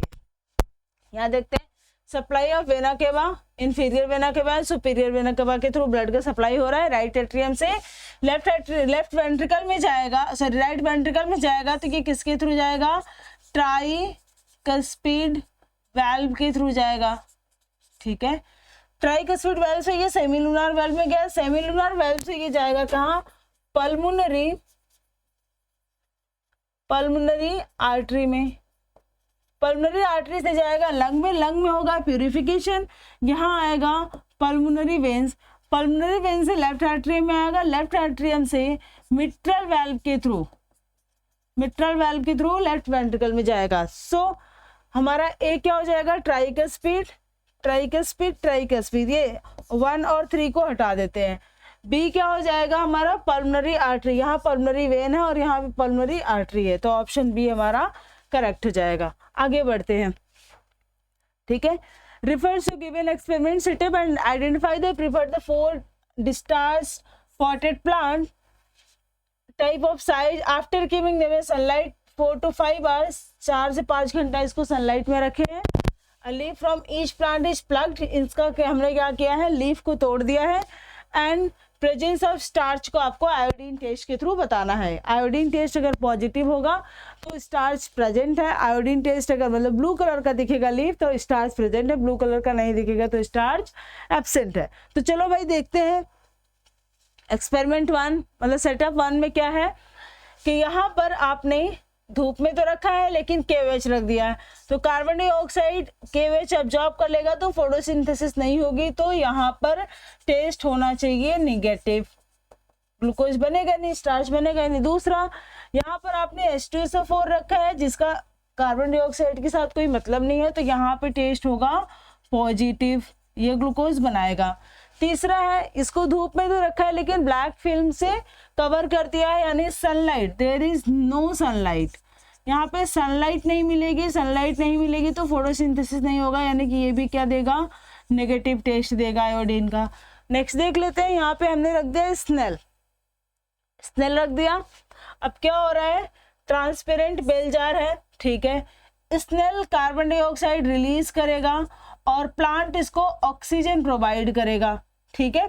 तो इसका फोटोसिंथेसिस हो रहा है और इसका भी रेस्पिरेशन हो रहा है, तो यहाँ पर भी जो टेस्ट होगा वो कैसा होगा, पॉजिटिव होगा। सो देखते हैं, ए हमारा negative, B positive, C negative, option A incorrect. B वाला देखो, ए नेगेटिव पॉजिटिव दिया है, सी में देखते हैं ए नेगेटिव पॉजिटिव, ये पॉजिटिव, ये पॉजिटिव, ए नेगेटिव पॉजिटिव नेगेटिव पॉजिटिव, यानी कि ऑप्शन नंबर 4 हमारा हो जाएगा करेक्ट वन। आगे बढ़ते हैं, ये भी क्लास में डायरेक्ट कराया हुआ मॉक में क्वेश्चन है, ठीक है। जब भी ट्रांसपोर्टेशन पढ़ाती हूँ, ट्रांसलोकेशन पढ़ाती हूँ तो सेम टू सेम चीज एग्जैक्टली बोलती हूँ कि the food is synthesized in the form of glucose, transported in the form of sucrose and stored in the form of starch. और ये डायरेक्ट क्वेश्चन आया है, डायरेक्ट मतलब direct exactly same to same चीज आई हुई है, स्टेटमेंट एकदम। देखो भाई, in plants formation of food occurs in the form of P, gets transported in the form of Q and stored in the form of R। तो P क्या हो जाएगा, glucose, R sucrose, Q starch, यानी option number A correct हो जाएगा। आगे बढ़ते हैं, consider the following statements with reference to the process of photosynthesis and choose the correct options from the following. यहाँ से आपको करेक्ट ऑप्शन बताने हैं। क्या है भाई options, oxygen is the main source of energy for photosynthesis, नहीं भाई ऑक्सीजन नहीं चाहिए, कार्बन डाइऑक्साइड चाहिए होता है। Absorption of light energy by mitochondria, mitochondria नहीं क्लोरोप्लास्ट एब्जॉर्ब करती है लाइट को। Light energy converts into chemical energy, ये प्रोसेस तो होता ही होता है। Splitting of water molecules into hydrogen and oxygen, ये प्रोसेस भी होता है। तो कौन कौन सी स्टेटमेंट सही है, 3 and 4, 3 and 4 is the correct one, option number 4 is correct। Let's move to the next question. The basic unit of kidney is nephron, where filtration of blood takes place, जहाँ पे blood का filtration होता है। And the capillaries cluster in the nephron is associated with a cup-shaped structure is called जहाँ पे capillaries बंचों की बनती है, ग्लोमेरुलस जहाँ पे फिटेड होता है, वो कप शेप स्ट्रक्चर को हम लोग कहते हैं Bowman capsule, Bowman's capsule that collected the, ये क्या काम करते हैं, that collects the filtrate, filtrate को कलेक्ट करती है, वहां से फिल्ट्रेशन होता है बॉमन कैप्सूल्स के थ्रू, अब फ्रंट आर्ट्रियोल्स लेके आती है, फिल्ट्रेट करके फ्रंट के थ्रू बाहर रिलीज हो जाती है। तो ये हमारा क्या होता है, Bowman capsule and filtrate. Loop of Henle नहीं, प्रॉक्सिमल कॉन्वोल्यूटेड ट्यूब्यूल्स नहीं, डिस्टल कॉन्वोल्यूटेड ट्यूब्यूल्स भी नहीं, क्या हो जाएगा, option number 2 is the correct one. Let's move to the next question. ऐसे ये डायग्राम एल्वेलाई का है, ये तुम्हारा कार्डियक मसल है, ये न्यूरॉन है और ये नेफ्रॉन है। क्वेश्चन पूछा, identify the correct structure and functional unit of kidney, kidney की फंक्शनल स्ट्रक्चर यूनिट क्या होती है, नेफ्रॉन, ठीक है। ये किसका है, नर्वस सिस्टम का, और ये लंग का, ठीक है। आगे बढ़ते हैं। In which part of the human alimentary canal the process of emulsification, emulsification fat के थ्रू होता है, रिलीज तो ये बाइल रिलीज तो ये लिवर से होता है, स्टोरेज बाइल डक्ट में होता है, लेकिन इमल्सिफिकेशन होता कहाँ है बेटा, स्मॉल इंटेस्टाइन में होता है, ठीक है। वोकल कैविटी में नहीं होगा, स्टमक में भी नहीं होगा, इसोफेगस में भी नहीं होगा, कहाँ होगा, स्मॉल इंटेस्टाइन में होगा। आगे बढ़ते हैं, next question. Find out the incorrect statement from the following. KVH is used to absorb carbon dioxide in demonstration of seed germination, कर सकते हैं इसको, ठीक है। Incorrect. During alcoholic fermentation only 2 ATPs are produce, yes. During lactic acid fermentation carbon dioxide is also produce as a byproduct, no, ठीक है। Option 3 is the incorrect, यानी कि ये करेक्ट आंसर हो जाएगा। आगे बढ़ते हैं, बस that's its the questions. Thank you, have a great day. आप मुझे कमेंट सेक्शन में अपने मार्क्स जरूर बताना, okay, bye bye, have a take care. चलिए अब आखिरी सेक्शन हम लोग लगाते हैं मेंटल एबिलिटी का, जो आईक्यू टेस्ट के 20 सवाल आते हैं, इनके आंसर्स को देखते हैं, इनके सॉल्यूशंस को देखते हैं। If A has 2 children, 2 children है ए के, A has 2 children C and D, ठीक है, and C is the only daughter of Q। देखिए एक चीज कहा गया है, A has 2 children C and D and C is only daughter of Q, यानी A is only daughter of Q, ठीक है।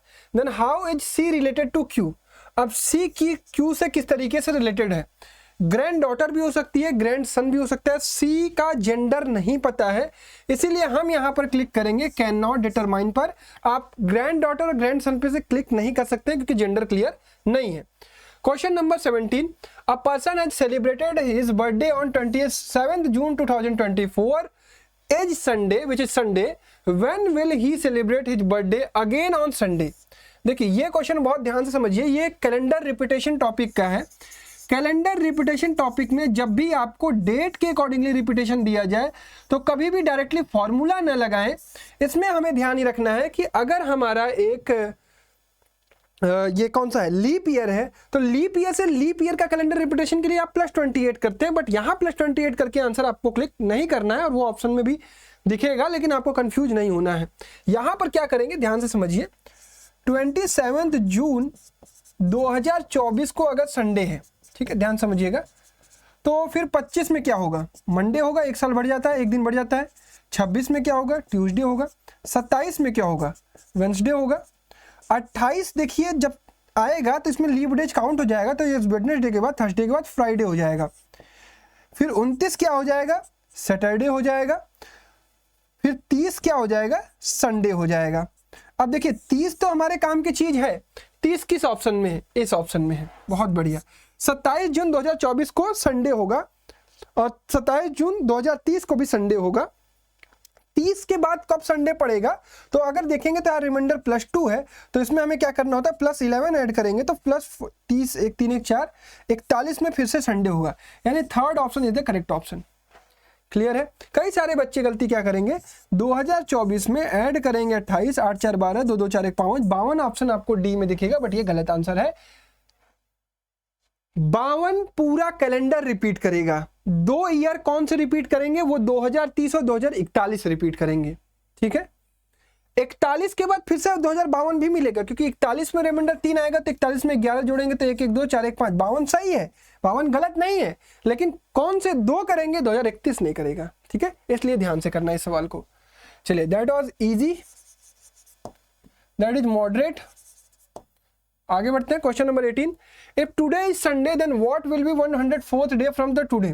तो आज से 104 दिन बाद, अच्छा 104th डे, अगर मुझसे कहता है संडे है आज, then what will be 104th day from today, आज से सेकेंड डे, आज से सेकेंड डे कल, यानी एक दिन बाद। अच्छा, एक चीज का बहुत ध्यान रखना है, इसके लैंग्वेज का ध्यान रखना है। अगर आज संडे है तो आज से 104वां दिन समझने के लिए हम ये समझते हैं कि आज संडे है और आज से थर्ड डे कौन सा होगा। ये संडे है, ये फर्स्ट डे हो गया, ये सेकेंड डे हो गया, ये थर्ड डे हो गया, यानी आज से 2 डेज बाद जो है वो थर्ड डे पड़ेगा, 2 दिन बाद थर्ड डे पड़ेगा। तो एक 104th डे फ्रॉम टुडे जो होगा वो 103 डेज बाद, 103 डेज लेटर। तो 103 डेज लेटर को हम लोग क्या करते हैं, 7 से डिवाइड करते हैं, 7 एकम 7, तो यहाँ बचा कितना, 33, 7 चौक 28, 5 रिमाइंडर बचा, यानी संडे के बाद +5 करेंगे तो थर्सडे, अरे सॉरी फ्राइडे, संडे के बाद +5 करेंगे तो Friday will be the correct answer, and Friday है ही नहीं, तो इसका मतलब हम लोग, if today is Sunday then what will be the day on the 104th day from today, मेरे अकॉर्डिंगली तो यार फ्राइडे होना चाहिए, then what will be the day on the 104th day from today। अगर मुझसे सेकेंड डे करता आज से, तो अगर आज संडे है तो फ्रॉम टुडे सेकेंड डे जो होगा वो मंडे होगा, एक दिन बाद। तो 103 को जब हमने 7 से डिवाइड किया तो 7 एकम 7, 7 चौक 28, 5 33, संडे के बाद 5 दिन बाद, Monday, Tuesday, Wednesday, Thursday, Friday. फिर उसके बाद अपने पास एक ही ऑप्शन है कि 104 को आप 7 से डिवाइड करें, रिमाइंडर +6 आएगा और +6 के accordingly Saturday will be the correct answer, ठीक है। बट जो मैं वर्ड को इसके समझ रहा था उससे मुझे अलग आंसर मिल रहा था, बट कोई बात नहीं। तो इसको मॉडरेट में डालते हैं, थोड़ा मुझे भी कंफ्यूज किया है। चलिए, question number 19, a watch is showing right time at 9 p.m. This watch gains 10 minutes in every 24 hours. What will be the time shown next day by the watch when the correct time is 2 am? हमें defective clock का time पता करना है, normal clock का पता है, defective clock निकालना है। नॉर्मल क्लॉक अगर 24 आवर चलती है तो डिफेक्टिव कितनी चलेगी, 24 आवर प्लस 1/10 आवर, अरे 1/10 नहीं, 10 मिनट है तो 1/6 आवर, यानी 145/6 आवर आई थिंक, ठीक है। तो अगर नॉर्मल क्लॉक 1 घंटा चलती है तो ये कितना चलेगी, 6 × 24, यानी 145/144 आवर। तो अब हमारा नॉर्मल क्लॉक जो है चल रहा है 9 PM से 2 AM, यानी 5 घंटे। तो 5 घंटे में डिफेक्टिव कितना चलेगा यही पता करना है, 5 × 145/144 आवर। अब इसी को सॉल्व करना है, तो ये सॉल्व करेंगे तो मेरे पास ये तरीका है कि 5 × 1 + 1/144, यानी ये आ जाएगा 5 + 5/144 आवर, यही एक्स्ट्रा है, 5/144 आवर ही एक्स्ट्रा है, इंटू 3600 अगर कर दे तो ये किस में कन्वर्ट हो जाएगा, सेकंड में। इसको काट लेते हैं, 18 × 8 = 144, 18 दूना 36, 4 8 दूना 16, 8 × 5 = 40, 25 × 25 125 सेकेंड। 125 सेकेंड का मतलब होता है 2 मिनट 5 सेकेंड, यानी 2:02 मिनट 5 सेकेंड पर इसका करेक्ट डिफेक्टिव क्लॉक शो कर रहा होगा, ठीक है। तो इसका C will be the correct answer. Question number 20, easy question, इसे मॉडरेट में डालूंगा क्योंकि कई सारे बच्चों को डिफेक्टिव नहीं आता है। ये तो डायरेक्टली फॉर्मूले पे लगेगा, θ = 11/2m - 30h, पुट कर दीजिए, 11/2 m की वैल्यू 24 - 30 इंटू h की वैल्यू 2, तो हो जाएगा 12, 11 दूना 22, 2 11 132, 132 - 60, तो हो जाएगा 72 degree. 72 easy question, very easy, सीधा फॉर्मूले पे है।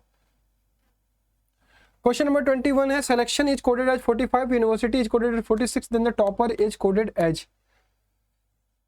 Selection is coded as 45, 19 5 12 5 3 20 9 15 14 add करिए एक बार तो कितने लेटर हैं? 4 4 8 1 9। अच्छा यहाँ कितने लेटर हैं?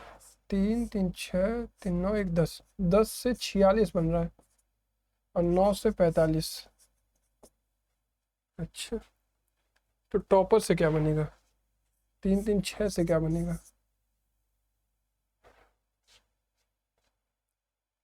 देखते हैं। चेक ब्राइट कर 9 5 14 तो 16 5 21 3 24 24 9 33 5 38 4 42 4 करी 4 1 5 5 1 6 6 6 2 8 8 8 8 1 9 9 1 10। 102 का और 45 का कोई रिलेशन है? ना। 8 अगर अपोजिट लेटर ऐड करके देखो 22 15 22 24 7 18 12 13 8 2 10 5 15 2 17 4 21 21 7 28 28 8 26 28 36 2 38 3 41 4 करी 4 1 5 5 1 6 6 1 7 7 7 7 2 9 9 2 11 11 12 12 14 141 ना। चलिए इसको आप लोग कमेंट करके बताइएगा। Comment the solution. किसी बच्चे को स्ट्राइक करेगा तो वो बता देगा, बाकी लोगों को समझ में आ जाएगा। चलिए question number 22, find the number of triangle in the figure. ये निकाला जा सकता है। देखिए 1 2 3 4 5 6 7 8 9 10 11 12 13 14 15 16। इसमें 3 19 3 22 3 25 3 28। 28 will be the correct answer. Easy. Question number 23. A large cube is divided into 343 small cube. 343 small cubes का मतलब होता है 7 का क्यूब।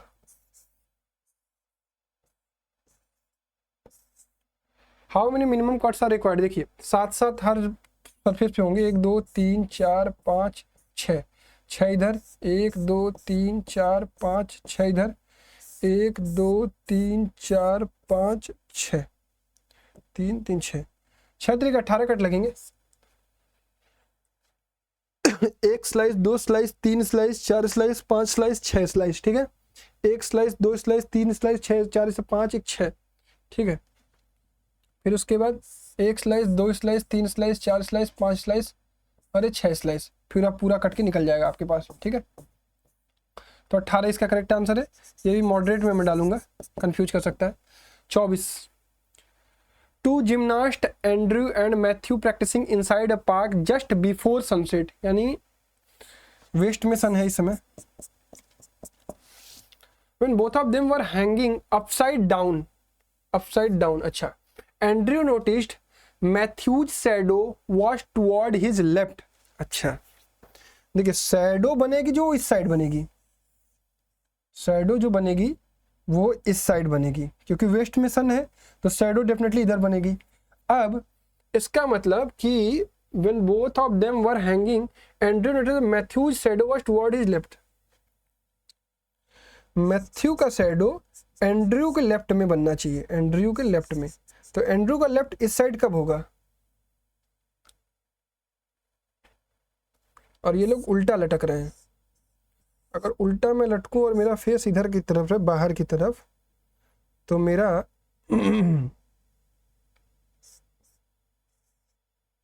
दाहिना हाथ इधर होगा। और अगर मैं उधर का फेस कर लूं तो दाहिना हाथ इधर होगा और बायां हाथ इधर होगा। आई थिंक इमेजिन कर रहा हूं मैं लटक गया ऐसे, मेरा राइट हैंड इधर, लेफ्ट हैंड इधर। अगर मैं उधर की तरफ लटका हूं, हाँ फेस उधर होगा, आई थिंक नॉर्थ की डायरेक्शन में, उस साइड होगा। तो मेरा लेफ्ट हैंड इधर होगा और राइट हैंड इधर होगा। सही है।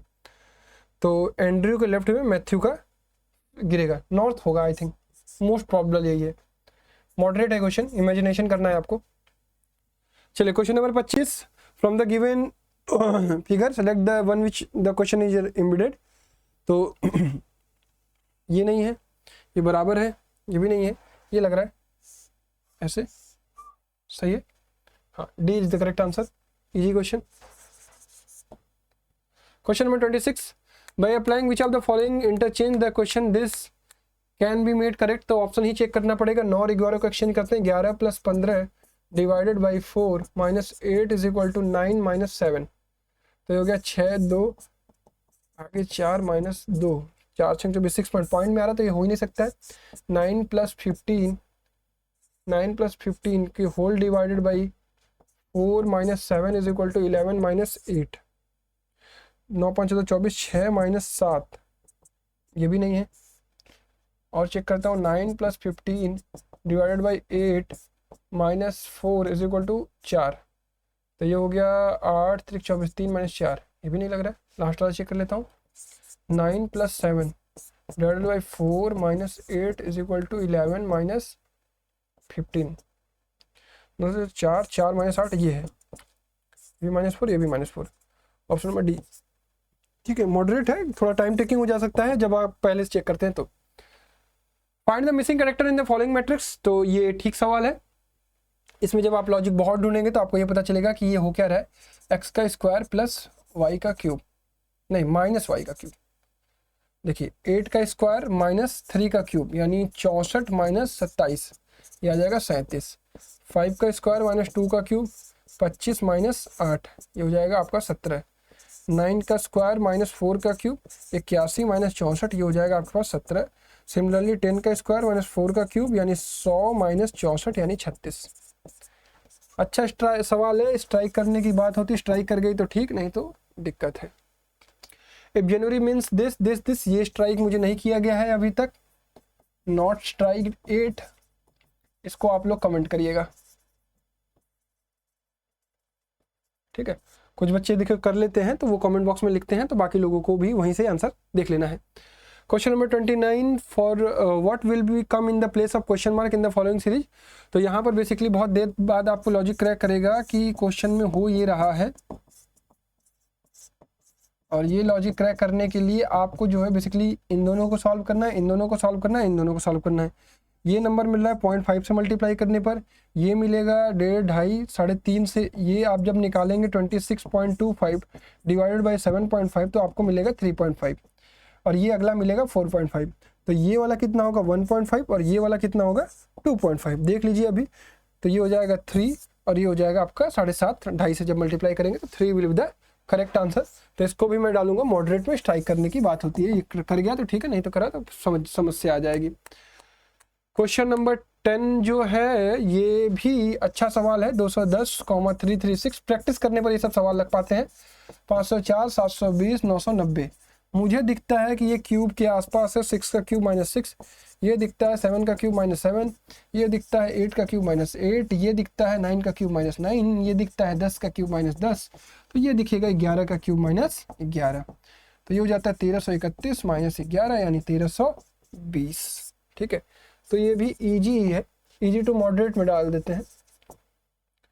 Question number 31, Karan and Kapil are ranked 7th and 12th respectively from the top in a class 32 student. What will be their respective ranks from the bottom in the class?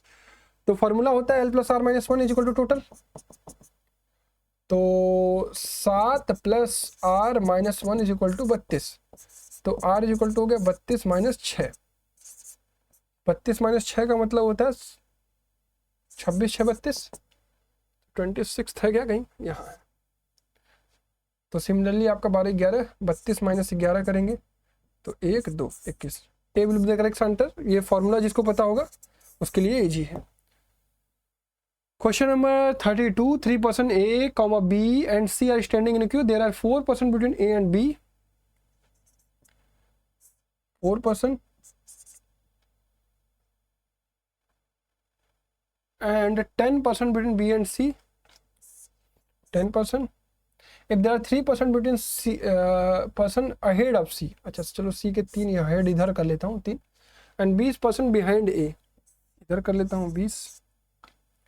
Then what could be the minimum number of person in a cube? अभी कितना हो रहा है 20 1 21 4 25 1 26 10 36 37 4 41 अभी हो रहा है। कोई और पॉसिबल अरेंजमेंट देखें। देखते हैं। There are 4% between A and B, ये तो चलेगा ऐसे ही, ए और बी के बीच में 4% हो गए। And between B and C there are 10%, तो 4 1 5, 5 इधर कर देते हैं तो यहाँ सी हो जाएगा, 5 1 6 4 10, ठीक है। सी के पीछे 3 लोगों को कर देते हैं और ए के पीछे 20 लोगों को, 4 1 5, इधर 15 और। अब देखिए आई थिंक उससे कम होंगे, 3 1 4 5 9 1 10 14 1 15 15 15 30, तो ये मिनिमम आएगा, ये होगा करेक्ट आंसर, ठीक है। तो ये पॉसिबल और अरेंजमेंट था जो कि आपको ट्राई करना था, तो आंसर आएगा, तो इसे मॉडरेट कहेंगे। चलिए अगला सवाल। 3 students are to be selected in 2 teams from a group of 7 students. 3 students are to be selected in 2 teams. 3 students are to be selected in 2 teams from a group of 7 students. Jaya, Amitabh, Rekha, Abhishek, Aishwarya, Salman and Vivek. It is known that Jaya and Amitabh cannot be in the same team. अच्छा, जया अलग रहेगी, अमिताभ अलग रहेगा। फिर Abhishek and Aishwarya must be together. Jaya है, ये अमिताभ है, अभिषेक plus Aishwarya रहेंगे, कहीं भी रहेंगे। Salman and Vivek can not be in the same team. सही बात है, सलमान और विवेक को आप लोग कैसे एक टीम में कर सकते हैं? सवाल देख रहे हैं इन लोगों का कैसा बनाया है। Who among the following must be in the same team? क्या क्या पॉसिबिलिटी है? रेखा कहाँ गई? सब हीरो हीरोइन के नाम दिए, रेखा के बारे में डेटा नहीं है। 3 students selected in 2 teams. देखो अभिषेक प्लस ऐश्वर्या तो होंगे ही होंगे। Jaya and Amitabh cannot be in the same team. Jaya and Amitabh cannot be in the same team. Abhishek and Aishwarya must be together, ठीक है। और Salman and Vivek can not be in the same team. तो एक possibility ये तो चलती है ना, ये प्लस रेखा। क्या कह रहा है? Who among the following must be in the team? Jaya and Salman, Abhishek and Aishwarya, Rekha and Vivek, Jaya and Aishwarya. Must B के अकॉर्डिंगली अभिषेक और ऐश्वर्या पे ही सब लोग क्लिक करेंगे, बट मुझे नॉट कन्फर्म्ड येट ना, क्योंकि ये इतना आसान सवाल कैसे हो सकता है। एक बार किसी और को कुछ लॉजिक समझ में आएगा तो कमेंट बॉक्स में जरूर बताइएगा, ठीक है। 34 ABCD and 4 women WXYZ are sitting around a table facing each other. तो जरूरी नहीं कि मेल फीमेल को ही फील कर रहे हो, देख लेते हैं। No 2 men or women are sitting together. ना तो 2 आदमी एक साथ, ना तो 2 वुमेन एक साथ बैठ रहे हैं, तो ठीक है, इसका मतलब मेल फीमेल सामने सामने है। मैं ऐसे कर दे रहा हूँ, नहीं ऐसे नहीं कर सकता।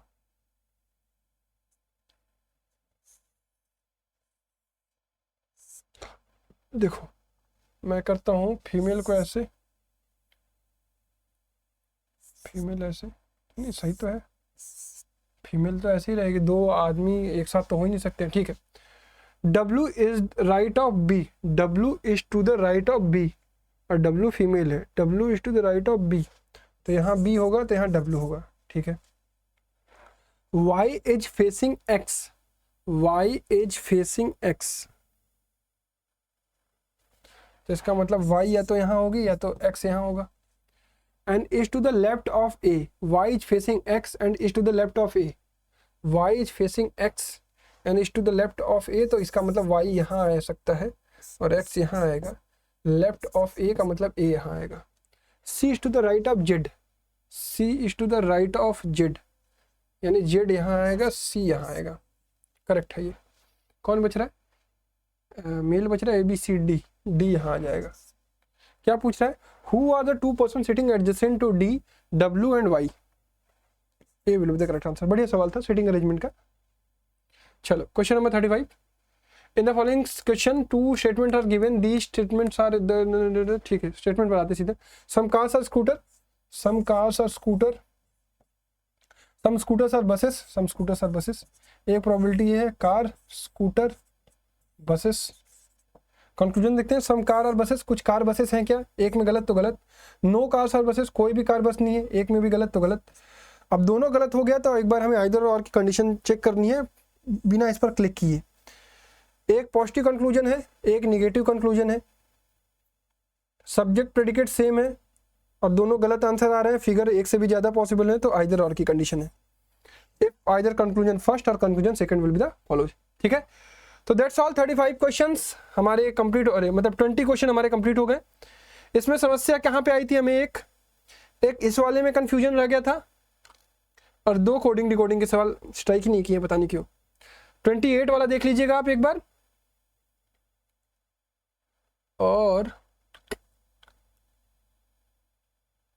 और एक कौन सा था, ये सिलेक्शन वाला।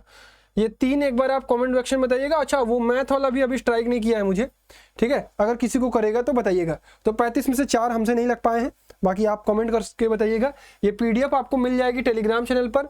साथ ही साथ अगर आप 1 साल बाद 2 साल बाद इन वीडियोज़ को देख रहे हैं तो आपका बहुत बहुत धन्यवाद। तो पहले, और कोई भी ऐप से रिगार्डिंग या बैचेस से रिगार्डिंग आपको जानकारी लेनी होगी तो आप इस नंबर पर कॉल करिएगा या मैसेज करिएगा 8176059435।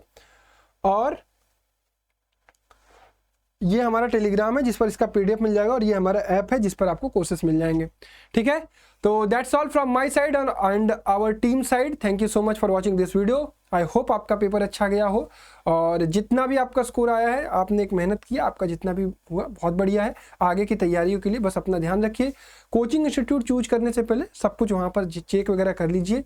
जहाँ पर भी आपको पढ़ना है ऑफलाइन, आप वहाँ पर एक बार जाकर चेक करके ही तब उसमें एडमिशन लीजिएगा।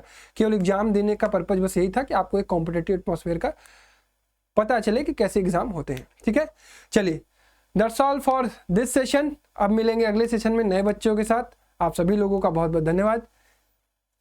जय हिंद।